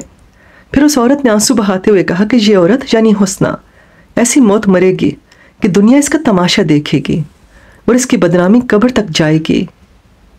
میں نے یہ شک دل میں رکھ کر اس عورت نے ہی حسنہ کو مروایا ہوگا نذیرہ کو بہت کریدا اور بات سے بات نکال کر پوچھا، لیکن ایسی کوئی بات سامنے نہ آئی جو میرے شک کو پکا کرتی، بلکہ شک رفع ہو گیا۔ نذیرہ نے اپنی رائے یہ دی کہ اس عورت یعنی رفاقت کی بیوی میں اتنی ہمت نہیں کہ وہ اتنا زبردست وار کرتی یا کسی سے کرواتی۔ مجھے یہ خیال آیا کہ یہ ایک مظلوم عورت کی بد دعا تھی جو حسنہ کی موت کا باعث بنی، اور اب سارے شہر کے لوگ چمگویاں کر رہے تھے کہ حسنہ کا قاتل کون ہے اور قتل کی وجہ کیا ہے۔ لوگ اپنی اپنی دانست میں یا اپنی اپنی ذہنیت کے مطابق کہانیاں گھڑ رہے تھے۔ وہ جو زندگی میں ہنس مکھ ملنسار اور زندہ دل کہلاتی تھی، مر کر ایسی بدنام ہوئی کہ گلی گلی اس کے چرچے ہونے لگے۔ نذیرہ نے مجھے روشنی دکھا دی تھی۔ اب میں اندھیروں میں بھی بڑے آرام سے دیکھ سکتا تھا۔ جب میں اسے رخصت کرنے لگا تو اس نے ہر غریب اور نادار گواہ کی طرح ہاتھ جوڑ کر مجھے کہا کہ میں کسی کو یہ پتہ نہ لگنے دوں کہ اس نے یہ باتیں بتائی ہیں۔ سراج کا تو اتنا ڈر نہیں، میں رفاقت سے ڈرتی ہوں، اسے پتہ لگ گیا تو وہ مجھے زندہ نہیں چھوڑے گا۔ یہ تو ہر تفتیش کا معمول تھا۔ میں نے اس معمول کے مطابق نذیرہ کو جھوٹی تسلیاں دی کہ وہ بے فکر اور بے غم ہو کر گھر جائے۔ میں اتنا کچا نہیں کہ کسی پر اس کا نام ظاہر ہونے دوں گا۔ وہ اٹھی اور مجھے دعائیں دیتی ہوئی چلی گئی۔ اس نے پردے تو اٹھا ہی دیے تھے، لیکن اس کا یہ بیان قتل سے 2 یا 3 روز پہلے تک ہی تھا۔ میں نے اسے پوچھا تھا کہ رفاقت نے جب حسنہ کو گھر آ کر دھمکی دی تھی تو اس کے بعد کیا ہوا تھا؟ نذیرہ نے بتایا کہ اس کے بعد وہ 2-3 دن تک یعنی قتل تک اس کے گھر نہ جا سکی۔ وجہ یہ ہوئی کہ اس کا ایک بچہ جو غالباً اس کا خامند زیادہ بیمار ہو گیا تھا اور وہ اس کے ساتھ مصروف رہی اور حسنہ کے گھر جانے کی مہلت حاصل نہ کر سکی، تاکہ اسے خبر ملی کہ حسنہ نے خودکشی کر لی ہے، یہ قتل ہو گئی ہے۔ یہ خبر سن کر تمہارے دماغ میں کیا خیال آیا تھا؟ میں نے نذیرہ سے پوچھا۔ کیا تم نے اسے خودکشی سمجھا تھا یا قتل؟ توبہ کرو جی، نذیرہ نے جواب دیا تھا۔ حسنہ خودکشی کرنے والی عورت نہیں تھی، وہ تو کسی بھی آدمی کو خودکشی پر مجبور کر سکتی تھی۔ مجھے پہلا خیال یہی آیا تھا کہ حسنہ رفاقت یا اپنے خامند کے ہاتھوں ماری گئی ہے۔ میرے سامنے اب 2 مشتبہ تھے، رفاقت اور سراج۔ حسنہ ایک تیسرے آدمی کی طرف مائل ہو گئی تھی جسے میں نے دماغ سے نکال دیا۔ ان کی تو ابھی ایک بھی ملاقات نہیں ہوئی تھی۔ نذیرہ کے بیان کے مطابق صرف ایک بار کھیتوں میں ان کا آمنا سامنا ہوا تھا۔ میں نے 2 کانسٹیبلوں کو بھیج کر سراج اور رفاقت کو تھانے بلوا لیا۔ پہلے سراج کو اپنے پاس بٹھایا۔ یہ شخص بھی لباس اور وضع قطع سے معزز آدمی لگتا تھا، بلکہ تھا ہی معزز کلاس کا آدمی، اور 10 جماعتیں پڑھا ہوا تھا۔ اس زمانے میں کم از کم 10 جماعتیں مسلمانوں کے واسطے بہت زیادہ تعلیم سمجھی جاتی تھیں، جیسا کہ آج کل ماسٹرز اور BA کو سمجھا جاتا ہے۔ میں نے دل میں طے کر لیا تھا کہ اسے شک نہیں ہونے دوں گا کہ مجھے اس پر قتل کا شبہ ہے۔ سراج بھائی، میں نے کہا، تمہاری اتنی اچھی بیوی کے مرنے کا مجھے دلی افسوس ہے۔ میں اس وقوع کو خودکشی لکھ لوں گا، لیکن مجھے پوری بات معلوم ہونی چاہیے۔ تم نے پہلے روز کہا تھا کہ خودکشی کی کوئی وجہ نہیں اور قتل کی بھی کوئی وجہ نظر نہیں آتی، لیکن میں اسے قتل کی واردات ہی سمجھ سکتا ہوں۔ میرا دماغ آپ کے دماغ تک نہیں پہنچ سکتا جناب عالی، سراج نے کہا۔ اگر آپ اسے قتل سمجھتے ہیں تو میں یہ نہیں کہہ سکتا کہ آپ غلط سمجھ رہے ہیں۔ میں کوئی جن بھوت یا فرشتہ نہیں سراج بھائی، میں نے کہا۔ اس وقت تک مجھے بے شمار ایسی باتیں معلوم ہو چکی ہیں جو کسی اور کو معلوم نہیں ہو سکتی۔ میں یہ چاہتا ہوں کہ تم مجھے اندر کی اور راز کی باتیں بتا دو، اور پھر مجھے بتاؤ کہ میں اسے خودکشی لکھوں یا قتل لکھوں۔ میں نے اس شخص کے ساتھ گہرے دوستوں والی ہمدردی کا رویہ اختیار کر لیا تھا۔ میں اسے دھوکہ دے رہا تھا، اور میں نے دیکھا کہ وہ میرے دھوکے کے جال میں آ رہا تھا۔ اسی لب و لہجے اور انداز میں باتیں کرتے کرتے میں اپنے مطلب کی بات پر آ گیا۔ دیکھو سراج بھائی، میں نے ایسے انداز میں کہا جیسے میں بے بس اور مجبور انسان ہوں۔ میں نے یہ جو کہا ہے کہ میں جن بھوت یا فرشتہ نہیں، اس کا مطلب یہ ہے کہ مجھے یہاں بیٹھے بٹھائے اپنے آپ ہی کوئی بات معلوم نہیں ہو جاتی۔ یہ مجھے لوگ اور میرے مخبر آ کر بتاتے ہیں۔ ایسے ہی تم بھی کچھ بتاؤ گے تو میں ان سب باتوں کی جمع تفریق اور ضرب تقسیم کر کے کسی نتیجے پر پہنچوں گا۔ اگر تم اسے قتل کا وقوع سمجھتے ہو تو مجھے پکا شبہ رفاقت پر ہے۔ مجھے سب پتہ ہے کہ رفاقت جیسے بدماش آدمی کا تمہاری اور تمہاری بیوی کی زندگی میں کیا عمل دخل تھا۔ میں اس کے چہرے کو دیکھ رہا تھا کہ کیا تبدیلی آتی ہے۔ وہ میری اس بات پر چپ رہا اور صاف نظر آتا تھا کہ نظریں نیچے کر کے سوچ میں چلا گیا تھا۔ تم نے اچھا کیا تھا کہ اس شخص سے تعلق توڑ لیا تھا، میں نے کہا۔ تمہاری بیوی نے بھی اس کی دوستی ختم کر دی تھی۔ مجھے یہ بھی معلوم ہے کہ اپنی بیوی اور رفاقت کی دوستی تم نے ختم کروائی تھی۔ اپنی بیوی کو پہلے اتنی آزادی دینی ہی نہیں تھی، لیکن تم نے شاید شرافت میں آ کر بیوی کو کھلی چھٹی دے دی تھی۔ آپ ٹھیک کہتے ہیں، سراج نے کہا۔ میں نے صرف شرافت کی وجہ سے نہیں، بلکہ اس کے ساتھ مجھے بہت ہی پیار تھا، اور وہ مجھے بھی بہت پیار کرتی تھی۔ وہ مجھ پر اپنی جان نثار کرتی تھی۔ تم شاید بہت دیر سے سمجھے تھے کہ بیوی اور یہ بدماش شخص رفاقت مل کر تمہیں دھوکہ دے رہے ہیں، میں نے کہا۔ پھر تمہاری اور بیوی کی آپس میں تو میں بھی ہوئی۔ جی ہاں صاحب، سراج نے کہا۔ ہماری آپس میں جھک جھک تو ہوئی تھی، لیکن میں نے بیوی کو صاف کہہ دیا تھا کہ اپنا آپ بدلو نہیں تو میں تمہیں طلاق کی بجائے ایسی موت دوں گا کہ دنیا دیکھے گی۔ وہ جان نہ سکا کہ میں اس کی زبان سے ایسی ہی باتیں اگلوا رہا ہوں۔ اس نے یہ بات بڑے فخریہ لہجے میں کہی، اور میں نے اسے خراج تحسین پیش کرتے ہوئے کہا، کہ اس جیسے غیرت مند آدمی ایسے ہی کیا کرتے ہیں۔ وہ اور زیادہ پھونک میں آ گیا۔ میں اسے اسی پوزیشن میں لانا چاہتا تھا اور اللہ نے مجھے کامیابی عطا فرما دی۔ یہ ایک خاص طریقہ گفتگو ہوتا ہے جس کی پولیس والوں کو مہارت حاصل ہوتی ہے۔ وہ تو پتھروں سے بھی باتیں کہلوا لیا کرتے ہیں۔ میں نے ایک اور بات بھی سنی ہے، میں نے کہا، بیوی نے تمہیں دھمکی دی تھی کہ تمہاری لاش بھی نہیں ملے گی۔ میرا خیال ہے کہ اس نے رفاقت کی شہ پر تمہیں یہ بات کہی ہوگی۔ ہاں صاحب، سراج نے کہا، اس کی اسی دھمکی نے میری مردانگی کو جگا دیا تھا۔ میں نے سنا تھا کہ لوگ مجھے زن مرید کہتے ہیں، لیکن بیوی کی مجھے قتل کی دھمکی اور لاش غائب کر دینے کی دھمکی نے مجھے غیرت مند خامند بنا دیا، جو اپنی بیوی کو پاؤں کی جوتی سمجھتا تھا۔ پھر میرے بھائی نے میری غیرت کو جگایا اور ایک بڑے ہی پیارے دوست نے مجھے حقیقت حال بتائی، تو میں نے رفاقت کو اپنے گھر آنے سے منع کر دیا۔ اس نے پہلے میرا شک رفع کرنے کے لیے بڑی چکنی چپڑی باتیں کی، لیکن میں اب پہلے والا سراج نہیں رہا تھا جو اس کے دھوکے میں آ جاتا۔ میں نے اسے بڑی صاف اور کھری باتیں کہہ دی۔ تب اس نے مجھے یہ دھمکی دی کہ سراج، ہوش میں آؤ ورنہ اپنی بیوی کو ڈھونڈتے پھرو گے۔ سراج نے جب رفاقت کے یہ الفاظ سنائے تو میں نے اسی پوائنٹ کو پکڑ لیا اور سوال در سوال اور پھر جرا شروع کر دی۔ سراج کا مکل آدمی نہیں تھا، وہ مجھے ہر سوال کا جواب واضح کر کے دیتا رہا۔ سراج پر قتل کا شک تو قائم رہا، لیکن زیادہ تر شک رفاقت کی طرف جاتا تھا۔ یہ تو بلا شبہ کہا جاتا تھا کہ رفاقت صاحب حیثیت اور بدماش آدمی ہے اور اسے ڈھنگ آتا ہے کہ بدماشوں اور جرائم پیشہ لوگوں کو کس طرح استعمال کیا جاتا ہے۔ پھر بھی میں سوچتا تھا کہ یہ بات قتل تک پہنچنے والی نہیں تھی، اور اس زمانے میں جیسا کہ میں پہلے کہہ چکا ہوں، قتل کا اقدام کم ہی کسی کے ذہن میں آتا تھا۔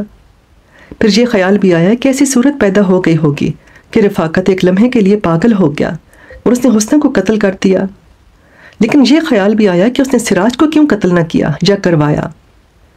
میں نے کچھ خود دماغ لڑایا اور کچھ سراج سے باتیں پوچھیں تو میرا دماغ ایک ہی جگہ اٹکا رہا، جہاں سراج پر ہی شک تھا، اور زیادہ شک رفاقت پر ہوا۔ ایک اور ضروری بات دماغ میں آ گئی۔ قتل کی صبح تم کہاں تھے سراج بھائی؟ میں نے پوچھا۔ اگر تم گھر میں ہی رہتے تو یہ واردات نہ ہوتی۔ تم گھر واپس کتنے بجے آئے تھے؟ سراج کو شاید احساس نہیں ہوا تھا کہ میں کتنا اہم سوال پوچھ رہا ہوں، اور یہ سوال اسے پھانسی کے تختے پر پہنچا سکتا ہے۔ آج جب میں بیٹھا یہ رودات تحریر کر رہا ہوں، مجھے وہ وقت اس طرح یاد آ گیا ہے جیسے میرے سامنے ایک فلم چل رہی ہو۔ اس کا جواب مجھے یاد ہے۔ میں صبح 8 بجے کے لگ بھگ گھر سے نکلا تھا، اس نے کہا۔ پھر کچھ وقت اس طرح گزر گیا کہ اس سے مل، اس کے پاس بیٹھ، کسی کے ساتھ ویسے کوئی بات کی اور کسی کے ساتھ کاروباری بات ہو گئی، اور پھر میں کچہری چلا گیا۔ وہاں زمین کے کاغذات کا ایک کام تھا۔ گرداور نے وہاں بہت وقت ضائع کر دیا۔ وہاں سے واپس بازار میں آیا، وقت دیکھا 12 بج چکے تھے۔ میں کھانے کے لیے گھر آیا۔ اس وقت آندھی بہت تیز تھی۔ گھر میں داخل ہوا تو آگے بیوی کو اس حالت میں فرش پر پڑا دیکھا جو حالت آپ نے بھی دیکھی تھی۔ پوسٹ مارٹم رپورٹ میں موت کا وقت 11 ساڑھے 11 بجے کے درمیان کا لکھا گیا تھا۔ سراج کو تو موت کے اس وقت کا علم ہی نہیں تھا، نہ اسے بتانے کی کوئی ضرورت تھی۔ میں نے اس وقت کو ذہن میں رکھ کر اسے پوچھا کہ وہ 11 بجے اور پھر اس کے بعد کہاں تھا یا کہاں گیا تھا۔ اس نے کہا کہ وہ سوچ کر بتاتا ہے۔ اس نے یاد کیا اور 2 نام بتائے۔ اس نے ایک بار پھر سوچا اور کہنے لگا کہ 11 بجے وہ کچہری سے نکلا تھا یا وہیں تھا۔ اس کے بعد وہ جن 2 آدمیوں کے پاس گیا تھا ان میں ایک ہندو آڑتی تھا اور دوسرا مسلمان دکاندار۔ میں نے یہ دونوں نام اپنے ذہن میں نوٹ کر لیے۔ میں یہ سراغ لینے کی کوشش کر رہا تھا کہ وقوع کے وقت سراج گھر میں تھا یا گھر سے باہر تھا۔ سراج کو اپنے دفتر میں بیٹھا رہنے دیا اور باہر نکلا۔ ASI کو الگ کر کے کہا کہ وہ پہلے کچہری جائے، گرداور سے ملے اور پوچھے کہ سراج اس کے پاس کس وقت آیا تھا اور کس وقت رخصت ہوا تھا۔ قصبے کی چھوٹی سی کچہری تھی جہاں ایک ہی گرداور تھا اور 2-3 پٹواری تھے اور تحصیل کا باقی عملہ تھا۔ ASI کو میں نے اچھی طرح سمجھا دیا کہ وہ کیا کام کر کے آئے گا۔ وہ اس کام کو اچھی طرح سمجھتا تھا اور اس کام کی اہمیت کو بھی جانتا تھا۔ ویسے بھی مجھے اس ASI کی طرف سے ہیرا پھیری کا ذرا سے بھی خطرہ نہیں تھا۔ وہ چلا گیا اور میں نے اپنے دفتر میں جا کر سراج کو باہر بیٹھنے کے لیے کہا اور رفاقت کو بلایا اور اپنے سامنے بٹھا لیا۔ رفاقت واقعی خوبرو جوان تھا۔ سراج بھی ٹھیک ٹھاک جوان تھا، لیکن رفاقت کے مقابلے میں کھڑا نہیں ہو سکتا تھا۔ حسنہ کا ذوق اچھا تھا جس نے رفاقت کو پسند کیا تھا، لیکن اب مجھے رفاقت اور سراج میں ایک فرق نظر آ رہا تھا۔ فرق یہ تھا کہ سراج میرے سامنے آ کر بالکل ہی نہیں گھبرایا، نہ ڈرا، اور اس نے جو بات بھی کی وہ اعتماد کے ساتھ کی۔ اس کے مقابلے میں رفاقت کے چہرے اور بیٹھنے کے انداز سے صاف گھبراہٹ نظر آتی تھی۔ اگر میں غور سے دیکھتا تو مجھے اس کے ہاتھوں کی انگلیاں کانپتی نظر آتی۔ رفاقت یار، میں نے کہا، تمہاری سہنی کو کیا غم لگا ہوا تھا کہ اس نے خودکشی کر لی؟ میں کیا بتا سکتا ہوں جناب، رفاقت نے جواب دیا۔ یہ مرنے والی کو معلوم ہوگا یا اس کا خاوند جانتا ہوگا۔ میرا تو ان کے ساتھ کوئی ایسا تعلق نہیں تھا۔ لوگوں کی طرح میں نے بھی سنا اور افسوس ہوا کہ یہ عورت معلوم نہیں کیا دکھ لیے اپنے ہی ہاتھوں مر گئی۔ کیا تمہیں یقین ہے کہ وہ اپنے ہاتھوں مری ہے؟ میں نے پوچھا۔ جیسا لوگ کہتے ہیں ویسے ہی میں بھی کہہ رہا ہوں، رفاقت نے ایسی آواز میں کہا جس میں ذرا سا لرزہ تھا۔ یہ تو میں مان ہی نہیں سکتا کہ دن دہاڑے اسے کوئی قتل کر گیا ہے۔ تمہارا تو ان کے ساتھ کوئی تعلق ہی نہیں تھا، میں نے انجان بنتے ہوئے پوچھا۔ پھر تو تم مجھے کوئی بات ہی بتا ہی نہیں سکتے۔ معلوم نہیں کون کہتا تھا کہ سراج کے گھر تمہارا آنا جانا لگا رہتا تھا، لیکن تم کہتے ہو کہ ان کے ساتھ تمہارا کوئی تعلق نہیں تھا۔ پھر تو میں نے خوامخواہ تمہیں یہاں بلا لیا، کچھ باتیں پوچھنی تھیں۔ چلو اسی بہانے تمہارے ساتھ سلام دعا ہو گئی۔ میں آپ کا خادم ہوں جناب، اس نے گھریلو نوکروں کے لہجے میں کہا۔ میرے لیے کوئی بھی خدمت ہو تو بندہ حاضر ہے۔ ہاں رفاقت، میں نے کہا، ایک خدمت ہے جو کر دو تو ساری عمر تمہارا احسان نہیں بھولوں گا۔ حکم سرکار، اس نے پرجوش لہجے میں کہا۔ خدمت یہ ہے کہ آج سچ بول دو، میں نے کہا۔ آؤ ذرا دوستوں کی طرح بات کریں اور پھر دیکھنا کہ میں دوستی کس طرح نبھاتا ہوں۔ اب جھوٹ کو الگ رکھ دو، میں نے تمہیں خواہ نہیں بلا لیا۔ اس نے کچھ کہنا چاہا لیکن کہہ نہ سکا۔ میں نے اس کے سارے جسم کی حرکت میں بے چینی نوٹ کی اور وہ کبھی دائیں اور کبھی بائیں دیکھنے لگتا۔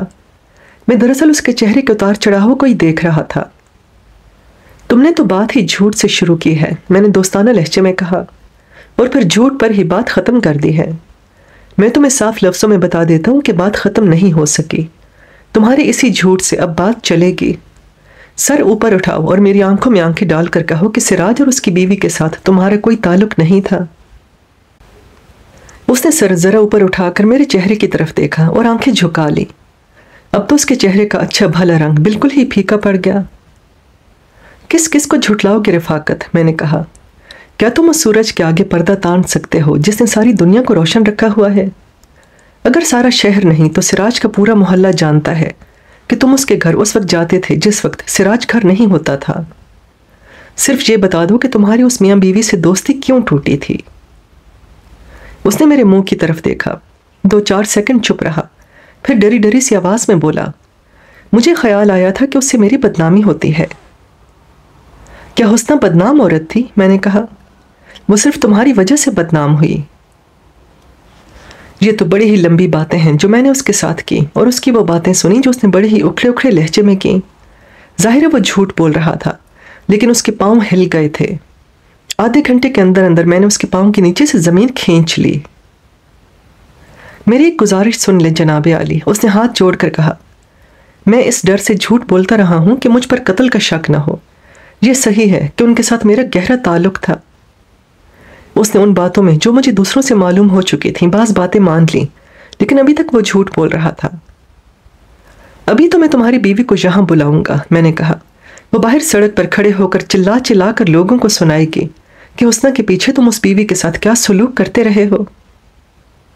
اب تو وہ ایسا چونکا اور بدکا جیسے اسے بچھو نے ڈس لیا ہو۔ اس کا چہرہ لاش کی طرح بے نور ہو گیا، جوانی کی چمک دمک بالکل غائب ہو گئی۔ میری یہ چوٹ اس کے لیے ناقابل برداشت تھی۔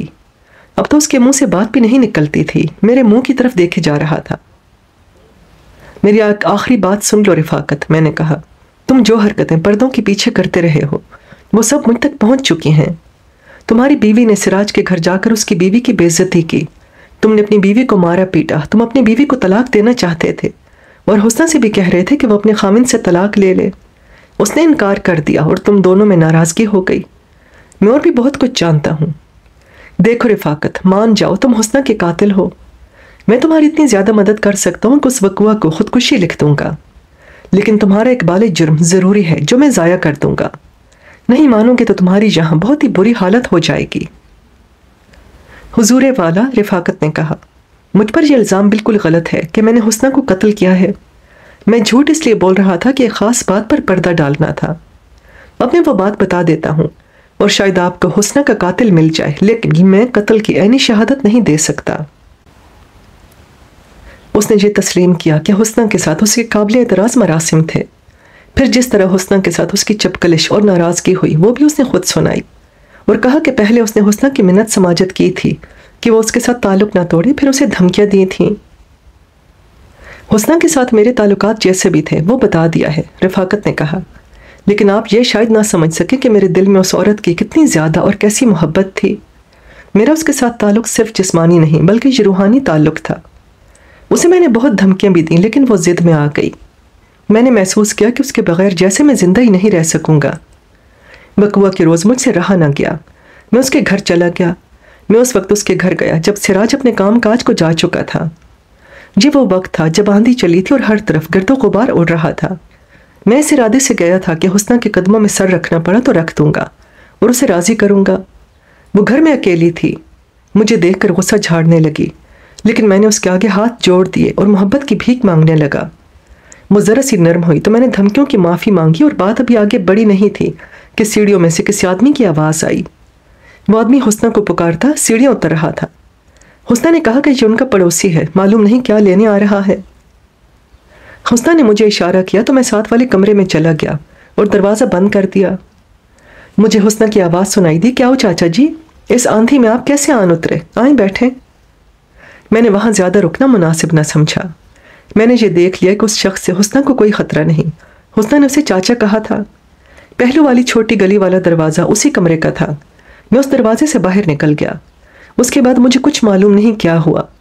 پھر بارش بڑی تیز برسنے لگی اور میں نے دوبارہ حسنہ کے گھر جانا مناسب نہ سمجھا۔ میں جانتا تھا کہ اس وقت سراج گھر کھانے کے واسطے آیا کرتا ہے۔ اس کے تھوڑی دیر بعد کسی نے بتایا کہ حسنہ اپنے گھر کے فرش پر مری ہوئی پڑی ہے۔ یہ بھی پتہ لگا کہ سراج گھر آیا تو اس نے حسنہ کی لاش دیکھی اور محلے والوں کو بتایا۔ میں نے رفاقت سے کریت کر پوچھنا شروع کر دیا کہ وہ شخص کتنے بجے سیڑھیوں سے اترا اور کمرے میں گیا تھا، اور پھر رفاقت کتنی دیر دوسرے کمرے میں رہا اور تقریباً کتنے بجے وہاں سے نکلا تھا۔ رفاقت نے اپنے دماغ پر زور دیا اور سوچ کر اس نے جو جواب دیا اسے وہی وقت بنتا تھا جو پوسٹ مارٹم میں موت کا وقت لکھا تھا۔ میرے لیے اب سوچنے اور معلوم کرنے والی بات یہ تھی کہ اس چاچے نے اگر حسنہ کو قتل کیا ہے تو اس کا باعث کیا تھا؟ کیا اس شخص نے حسنہ کی جبری آبرو ریزی کرنے کی کوشش کی تھی اور مزاحمت اور ناکامی کی صورت میں حسنہ کو قتل کر دیا؟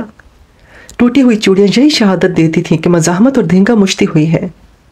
پھر بھی یہ معلوم کرنا تھا کہ یہ چاچا کیا اتنے برے کردار کا آدمی ہے کہ اس نے حسنہ پر دست درازی کی۔ میرے پاس رفاقت ہی تھا جو کوئی نہ کوئی بات بتا سکتا تھا۔ وہ اسے یقیناً جانتا ہوگا۔ میں نے رفاقت سے پوچھا کہ یہ کیسا آدمی ہے؟ بڑا زبردست مذہبی آدمی ہے، رفاقت نے بتایا۔ اس کی عمر 60 سال سے شاید 2-3 سال کم ہوگی۔ جہاں جاتا ہے اور جس سے بھی ملتا ہے اس کے ساتھ اسلام کے اصولوں کی باتیں ضرور کرتا ہے۔ اس کی بعض حرکتیں ایسی ہیں کہ کچھ لوگ کہتے ہیں کہ اس کے دماغ میں کوئی نقص ہے۔ 2 مہینے پہلے اس کی ایک نوجوان بیٹی نے خودکشی کر لی تھی۔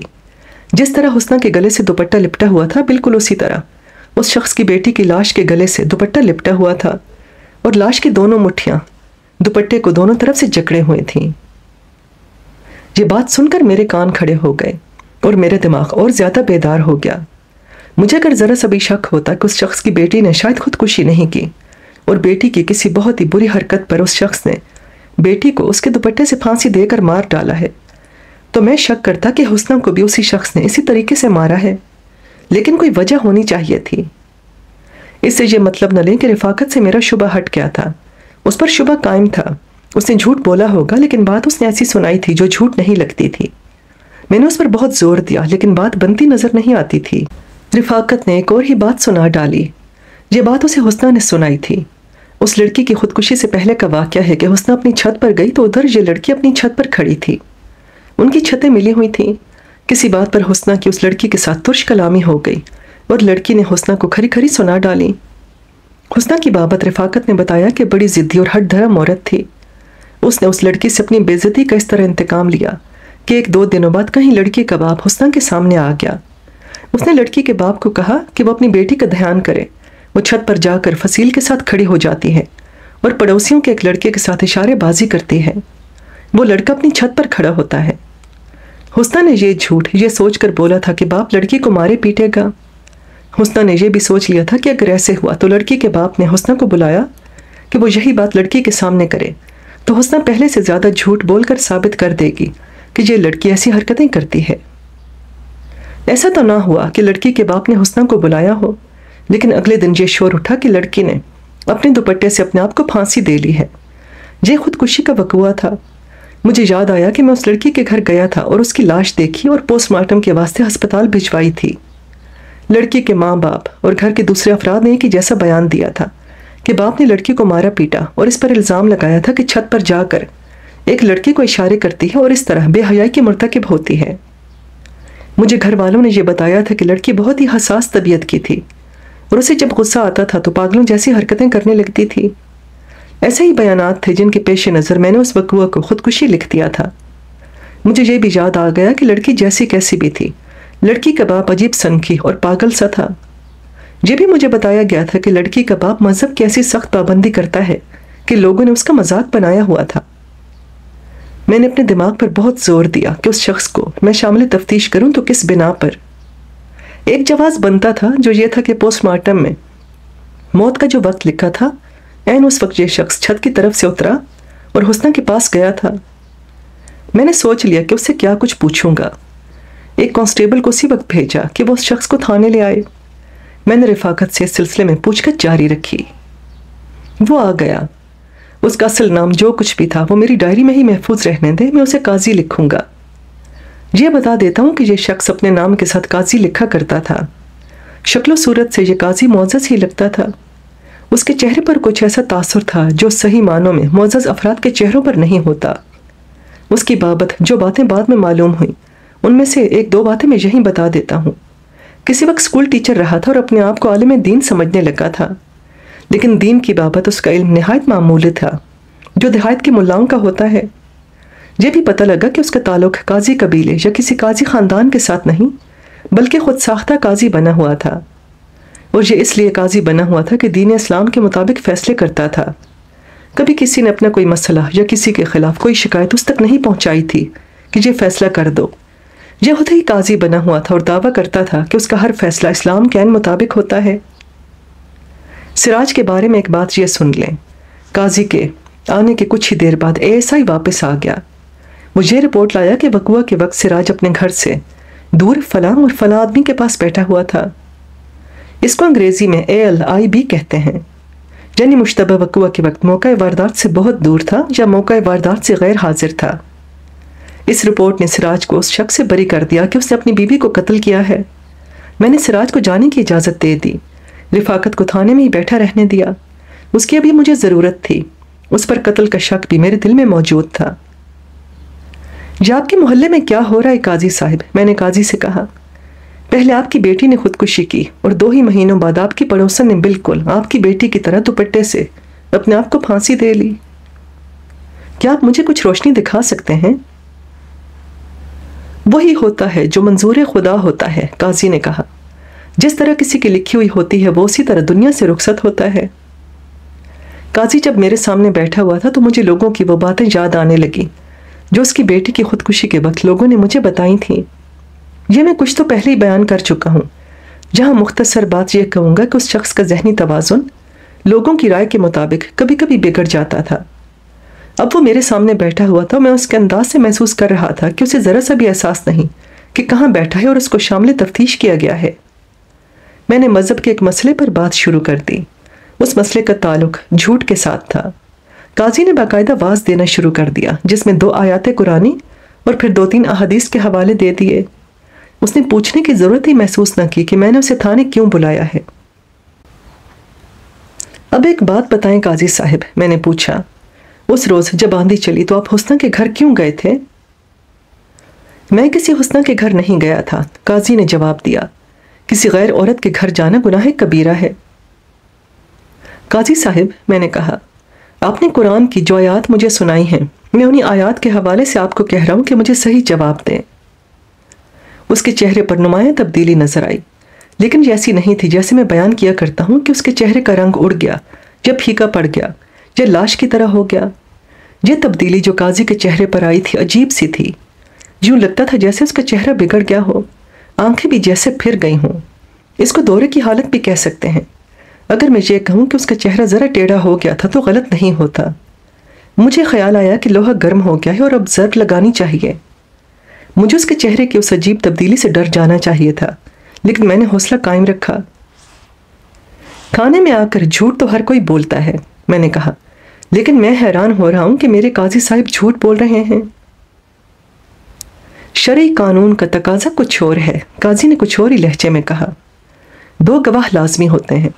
کیا آپ 2 گواہ پیش کر سکتے ہیں جو یہ کہیں کہ میں حسنہ کے گھر میں تھا؟ جی جناب قاضی صاحب، میں نے کہا۔ وہ ایک گواہ باہر بیٹھا ہے اور دوسرا گواہ اللہ تعالیٰ ہے۔ آپ حسنہ کو آوازیں دیتے سیڑھیاں اترتے گئے تھے، کیا یہ جھوٹ ہے؟ اگر وہ یوں کہہ دیتا کہ وہ حسنہ کے گھر اترا تھا اور فلاں کام یا بات کہہ کر واپس آ گیا تھا تو میرے دل میں یہ شک پیدا ہو جاتا کہ قتل کی واردات اس کے جانے کے بعد ہوئی ہے، قاتل رفاقت ہے۔ لیکن یہ شخص سفید جھوٹ بول رہا تھا۔ یہ میرا تجربہ ہے اور آپ کا تجربہ اور مشاہدہ بھی یہی ہوگا کہ دوسروں کو بات سنانے والوں کا اپنا کردار ایسا ہی ہوتا ہے جیسا کہ قاضی کا تھا۔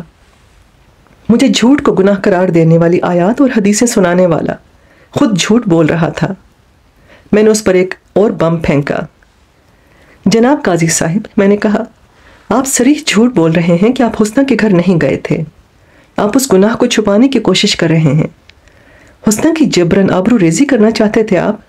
دھینگا مشتی میں اس کی چوڑیاں ٹوٹ گئیں۔ بکواس بند کرو، قاضی نے یکلخت بیدار ہو کر اور گرج کر کہا۔ مجھے تمہاری تھانے داری کا ڈر ہے اور نہ تمہارے تھانے کا۔ مجھ پر جھوٹا الزام مت عائد کرو۔ اگر زمانہ آج کل کا ہوتا تو تھانے دار اس قاضی کو گولی مار دیتا اور اگلے روز اخبار میں یہ خبر شائع ہوتی کہ ایک دہشت گرد پولیس مقابلے میں مارا گیا ہے۔ اگر یہ نہیں تو تھانے دار اپنی یہ بے عزتی برداشت نہیں کر سکتا۔ لیکن میں نے اپنے آپ کو بالکل ٹھنڈا رکھا۔ میں نے اس پر جو الزام عائد کیا تھا وہ سوچ سمجھ کر کیا تھا۔ پھر آپ وہاں کیا کرنے گئے تھے؟ میں نے پوچھا، اور ساتھ یہ بھی کہا کہ مجھے 100% یقین ہے کہ آپ وہاں گئے تھے اور آپ اس بات پر اب پردہ ڈال رہے ہیں۔ مجھ سے نہ ڈریں، تھانے سے بھی نہ ڈریں، صرف اللہ سے ڈریں جس نے جھوٹ کو گناہ کبیرہ کہا ہے۔ اب اس کے چہرے پر ایسی تبدیلی آئی جس میں قہر اور غضب کی جھلک صاف نظر آ رہی تھی۔ اس نے جو جواب دیا اس کی مجھے بالکل ہی توقع نہیں تھی۔ میں ایک عیار اور بدکار عورت کو سزا دینے گیا تھا، اس نے کہا۔ لیکن اس کی سزا موت تو نہیں ہونی چاہیے تھی، میں نے کہا۔ جہاں تک میں جانتا ہوں اسلام صرف قتل پر سزائے موت دیتا ہے۔ میں نے اسے قتل ہی کی سزا دی ہے، قاضی نے کہا۔ اس شیطان عورت نے میری بیٹی کو میرے ہاتھوں قتل کروایا تھا۔ میں نے اسے اپنی بیٹی کے خون کا انتقام لیا ہے۔ یہ صحیح تھا کہ اس شخص کو ذہنی توازن کے بگڑ جانے کا دورہ پڑتا تھا، لیکن مجھے بالکل امید نہیں تھی کہ ایسا بھی ہوتا ہے۔ یہ میرے لیے ایک نیا تجربہ تھا۔ میں نے اپنا رویہ بدل دیا، بڑے تحمل اور بردباری اور ہمدردی سے اسے خراج تحسین پیش کیا اور کہا کہ اب میں اس کا مرید ہو گیا ہوں۔ یہ نہ سمجھیں کہ میں نے اس کے ساتھ یہی باتیں کی اور سنی تھی جو تحریر کی ہیں۔ بڑی لمبی باتیں ہوئی تھیں اور میں نے اپنی عقل کا پورا اور ہوش مندی سے استعمال کر کے اسے راز کی بات پر لایا تھا۔ اس نے اپنا بیان دے دیا جو مختصراً یوں تھا کہ 2 مہینے پہلے حسنہ نے اس قاضی کو کہا تھا کہ اس کی بیٹی چھت پر جا کر پڑوسیوں کے لڑکے کو اشارے کرتی ہے۔ یہ میں آپ کو رفاقت کی زبانی سنا چکا ہوں۔ قاضی نے کہا کہ حسنہ نے اس کو اس کی بیٹی کے خلاف اتنا زیادہ بھڑکا دیا جیسے اس کی بیٹی نے پڑوسیوں کے لڑکے کے ساتھ ناجائز تعلقات قائم کر لیے ہوں۔ قاضی نے گھر جا کر بیٹی سے باز پرس کی، چونکہ بیٹی پاک صاف تھی اور اس پر الزام بالکل جھوٹا اور بے بنیاد تھا، اس لیے اس نے باپ کو ذرا بدتمیزی سے جواب دیا۔ قاضی نے لڑکی کو یہ نہ بتایا کہ اسے یہ بات حسنہ نے بتائی ہے۔ قاضی اس الزام کو صحیح سمجھ بیٹھا تھا۔ قاضی نے بیٹی کو صرف ڈانٹ ٹپٹ نہیں کی بلکہ پورے گھر کے سامنے بیٹی کو 2-3 تھپڑ مارے اور اسے بدکار بھی کہا۔ اسی رات جب سارے گھر والے سو گئے تھے، قاضی کا غصہ یا پاگل پن اوت کر آیا۔ اس نے بیٹی کو جگایا اور خاموشی سے دوسرے کمرے میں لے گیا۔ وہاں جاتے ہی اس نے بیٹی کے سر سے دوپٹہ اتارا، اور بیٹی تو ظاہر ہے کہ سمجھ نہیں سکی ہوگی کہ باپ کیا کرنا چاہتا ہے۔ قاضی نے دوپٹہ اس کی گردن کے ارد گرد لپیٹ کر دونوں طرف سے اتنے زور سے کھینچا کہ لڑکی کا سانس رک گیا اور وہ مر گئی۔ قاضی نے قتل کی اس واردات کو خودکشی ظاہر کرنے کے لیے مری ہوئی لڑکی کے دونوں ہاتھ اس طرح دوپٹے پر رکھ دیے اور ہاتھوں کی مٹھیاں بنا دیں جیسے لڑکی نے خود اپنی گردن کے گرد دوپٹہ لے کر دونوں طرف کھینچا ہو۔ قاضی بڑے آرام سے آ کر لیٹ گیا۔ اس نے مجھے بتایا کہ وہ کسی حد تک مطمئن تھا کہ اپنی بدکار بیٹی کو سزائے موت دے دی ہے۔ یہ ایک باپ کا نہیں بلکہ ایک خود ساختہ قاضی کا فیصلہ تھا۔ صبح قاضی فجر کی نماز کے لیے اٹھا اور اس کمرے میں گیا جس میں اس کی بیٹی کی لاش پڑی ہوئی تھی۔ قاضی نے شور مچا دیا اور گھر کے تمام افراد اکٹھے ہو گئے۔ قاضی نے خودکشی کی وجہ یہ بیان کی کہ اس نے بیٹی کو سب کے سامنے مارا پیٹا اور برا بھلا کہا تھا۔ گھر کے دیگر افراد نے بھی یہی بیان دیا اور مجھے بتایا گیا تھا کہ لڑکی بہت حساس تھی اور چھوٹی چھوٹی باتوں کو بہت محسوس کرتی تھی۔ مختصر یہ کہ گھر کے افراد اور خاص طور پر قاضی نے مجھے قائل کر لیا کہ یہ خودکشی کی واردات ہے۔ قاضی نے اپنے بیان میں آگے چل کر کہا کہ اس کی بیٹی کی خودکشی کے 1 مہینہ بعد محلے کے ایک آدمی نے اسے بتایا کہ حسنہ کہتی ہے کہ اس نے قاضی کی بیٹی پر جھوٹا الزام عائد کیا تھا اور اس کی وجہ یہ تھی کہ ایک روز چھت پر اس کی اور لڑکی کی کسی بات پر لڑائی ہو گئی تھی۔ لڑکی نے حسنہ پر بدکاری کا الزام لگایا تھا۔ قاضی کو یہ بات سنانے والے آدمی کو اس کی بیوی نے سنائی تھی۔ ایک روز ساتھ والی گلی میں قاضی کا آمنا سامنا حسنہ کے ساتھ ہو گیا۔ قاضی نے اس سے پوچھا کہ یہ بات کہاں تک سچی ہے۔ حسنہ نے صاف کہہ دیا کہ اس نے تو شک میں بات کی تھی۔ چاچا جی، حسنہ نے قاضی کو کہا، میرے دل میں آپ کے گھرانے کی بہت عزت ہے۔ آپ کی بیٹی بڑی ہی نیک اور پاک تھی۔ میں برداشت نہ کر سکی کہ وہ چھت پر جا کر ادھر ادھر جھانکے۔ میں نے تو آپ کو صرف یہ بتایا تھا کہ بیٹی کو منع کر دیں کہ فصیل کے ساتھ کھڑی نہ ہوا کرے، اس سے بیٹی کا پردہ نہیں رہتا۔ آپ نے بیٹی کو گھر جا کر مارا پیٹا اور اس بیچاری نے خودکشی کر لی۔ حسنہ نے بڑی چالاکی اور عیاری سے بات کی تھی جیسے یہ کوئی معمولی سی بات ہو۔ قاضی کی حالت یہ ہو گئی کہ وہ تنہائی میں روتا اور اپنی بیٹی کو یاد کرتا تھا۔ اس نے بتایا کہ 3 راتیں ایسے بھی ہوا کہ آدھی رات کے وقت قاضی کی آنکھ کھل گئی اور وہ بیٹی کی قبر پر چلا گیا۔ قبر پر ہاتھ پھیر پھیر کر روتا اور بیٹی سے معافی مانگتا رہا۔ اس کے ساتھ ہی قاضی کی ذات میں یا دل میں حسنہ کے خلاف غصہ بھرتا گیا جو آخر انتقام کی صورت اختیار کر گیا۔ آخر یوں ہوا جناب، قاضی نے بیان دیتے ہوئے کہا، آج سے 5 روز پہلے رات کا واقعہ ہے۔ میں سو ہی نہ سکا۔ آدھی رات کے بعد میں قبرستان چلا گیا اور بیٹی کی قبر کے ساتھ لپٹ کر بیٹی سے معافیہ مانگی اور مجھے قبر سے آواز آئی، جیسے آپ اشارہ کہہ لیں کہ بیٹی نے مجھے کہا کہ میں آپ کو معاف کر دوں گی، شرط یہ ہے کہ حسنہ کو زندہ نہ رہنے دیں۔ اس نے مجھے آپ کے ہاتھوں مروایا ہے۔ یہ نہ تو اس کی بیٹی کی آواز تھی نہ قبر کا اشارہ تھا، یہ قاضی کا اپنا خیال تھا جو ایک خوفناک ارادہ بن گیا تھا۔ قتل والے دن جب آندھی چلی تو قاضی اپنے مکان کی چھت پر چلا گیا۔ شاید اوپر کچھ کپڑے پڑے ہوئے تھے جو وہ نیچے لانے گیا تھا۔ اپنی چھت سے اسے حسنہ کے گھر کا صحن اور برآمدہ نظر آیا اور کمرے بھی، اور اسے حسنہ ایک کمرے میں جاتی ہوئی نظر آئی۔ قاضی کو معلوم تھا کہ سراج صبح سویرے نکل جاتا ہے، حسنہ کے بچے اسکول چلے جاتے ہیں اور گھر میں حسنہ اکیلی ہوتی ہے۔ قاضی پر پاگل پن طاری ہو گیا۔ اسے معلوم نہیں تھا کہ حسنہ اکیلی نہیں بلکہ اس کا آشنا رفاقت اس کے ساتھ کمرے میں موجود ہے۔ قاضی اپنی چھت سے حسنہ کے گھر کی چھت پر آ گیا اور سیڑھیوں پر اتر آیا۔ کمرے میں گیا تو حسنہ اسے دروازے میں ملی۔ قاضی سیڑھیاں اترتے حسنہ کو پکارتا آ رہا تھا۔ یہ تو آپ پڑھ چکے ہیں کہ رفاقت دوسرے کمرے میں چلا گیا تھا اور پھر پچھلے دروازے سے نکل گیا تھا۔ تم نے میری بے گناہ بیٹی کو میرے ہاتھوں مروایا ہے، قاضی نے حسنہ کو کہا۔ میری بیٹی نے خودکشی نہیں کی تھی، میں نے اسے اپنے ہاتھوں قتل کیا تھا۔ چاچا جی، حسنہ نے تڑپ کر کہا، یہ آپ نے کیا کیا؟ قاضی نے 1 سیکنڈ بھی ضائع نہ کیا، جھپٹا مار کر حسنہ کے سر سے دوپٹہ کھینچا اور پیشتر اس کے کہ حسنہ قاضی کا ارادہ بھانپ سکتی، اس کا دوپٹہ اس کی گردن کے ارد گرد لپیٹ چکا تھا اور قاضی نے دوپٹے کو دونوں طرف سے اتنی زور سے کھینچا ہوا تھا کہ اس کا دم گھٹ رہا تھا۔ حسنہ تندرست عورت تھی، اس نے زور زور سے ہاتھ پیچھے کو مارے۔ قاضی اس کے پیچھے کھڑا دوپٹہ کھینچے ہوئے تھا۔ حسنہ اس پھندے سے آزاد ہونے کو ہاتھ پاؤں مار رہی تھی۔ اس نے اتنی زور زور سے دونوں بازو پیچھے کو کیے کہ اس کی کلائیاں قاضی کے سر سے ٹکرائیں اور چوڑیاں ٹوٹ گئیں۔ ایک بار تو پھندا ذرا ڈھیلا ہو گیا۔ اسی وقت حسنہ نے دوپٹے اور اپنی گردن کے درمیان انگلیاں ڈالیں لیکن کامیاب نہ ہو سکی۔ قاضی نے اسے جان سے مار کر ہی دم لیا۔ لاش کو بڑے آرام سے فرش پر لٹایا اور جس طرح قاضی نے اپنی بیٹی کی مٹھیاں بنا کر ان میں دوپٹہ پکڑا دیا تھا، اسی طرح حسنہ کے ہاتھوں کی بھی مٹھیاں بنائیں اور دونوں طرف دوپٹہ مٹھیوں میں دے دیا۔ پھر مٹھیاں وہیں اکڑ گئیں۔ قاضی سیڑھیوں سے اوپر گیا اور اپنے گھر اتر گیا۔ آندھی نے اسے بہت فائدہ دیا۔ اسی روز شام سے ذرا پہلے جب بارش تھم کر بہار بن گئی تھی تو قاضی اپنی بیٹی کی قبر پر گیا اور کہا کہ لو بیٹی، میں نے تمہارے خون کا بدلہ لے لیا ہے، اب مجھے معاف کر دو۔ میں نے قاضی کو باقاعدہ گرفتار کر لیا اور مقدمہ تیار کرنے لگا۔ یہ تو پولیس کی کارروائیاں ہوتی ہیں جو میں نے 2 دن سرو کر کے مکمل کی اور چالان کورٹ میں پیش کر دیا۔ قاضی نے ایک مجسٹریٹ کو دفعہ 164 کے تحت ایک بیان اقبال جرم قلم بند کروا دیا تھا۔ قاضی نے ایک کی بجائے 2 قتل کیے تھے اور اس نے دونوں کا اقبالی بیان دے دیا۔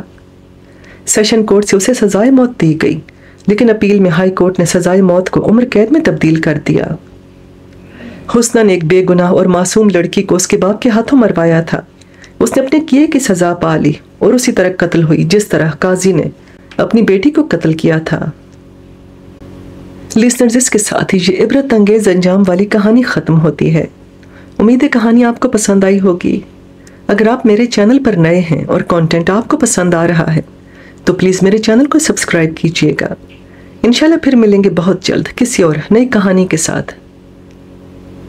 ابھی کے لیے اللہ حافظ۔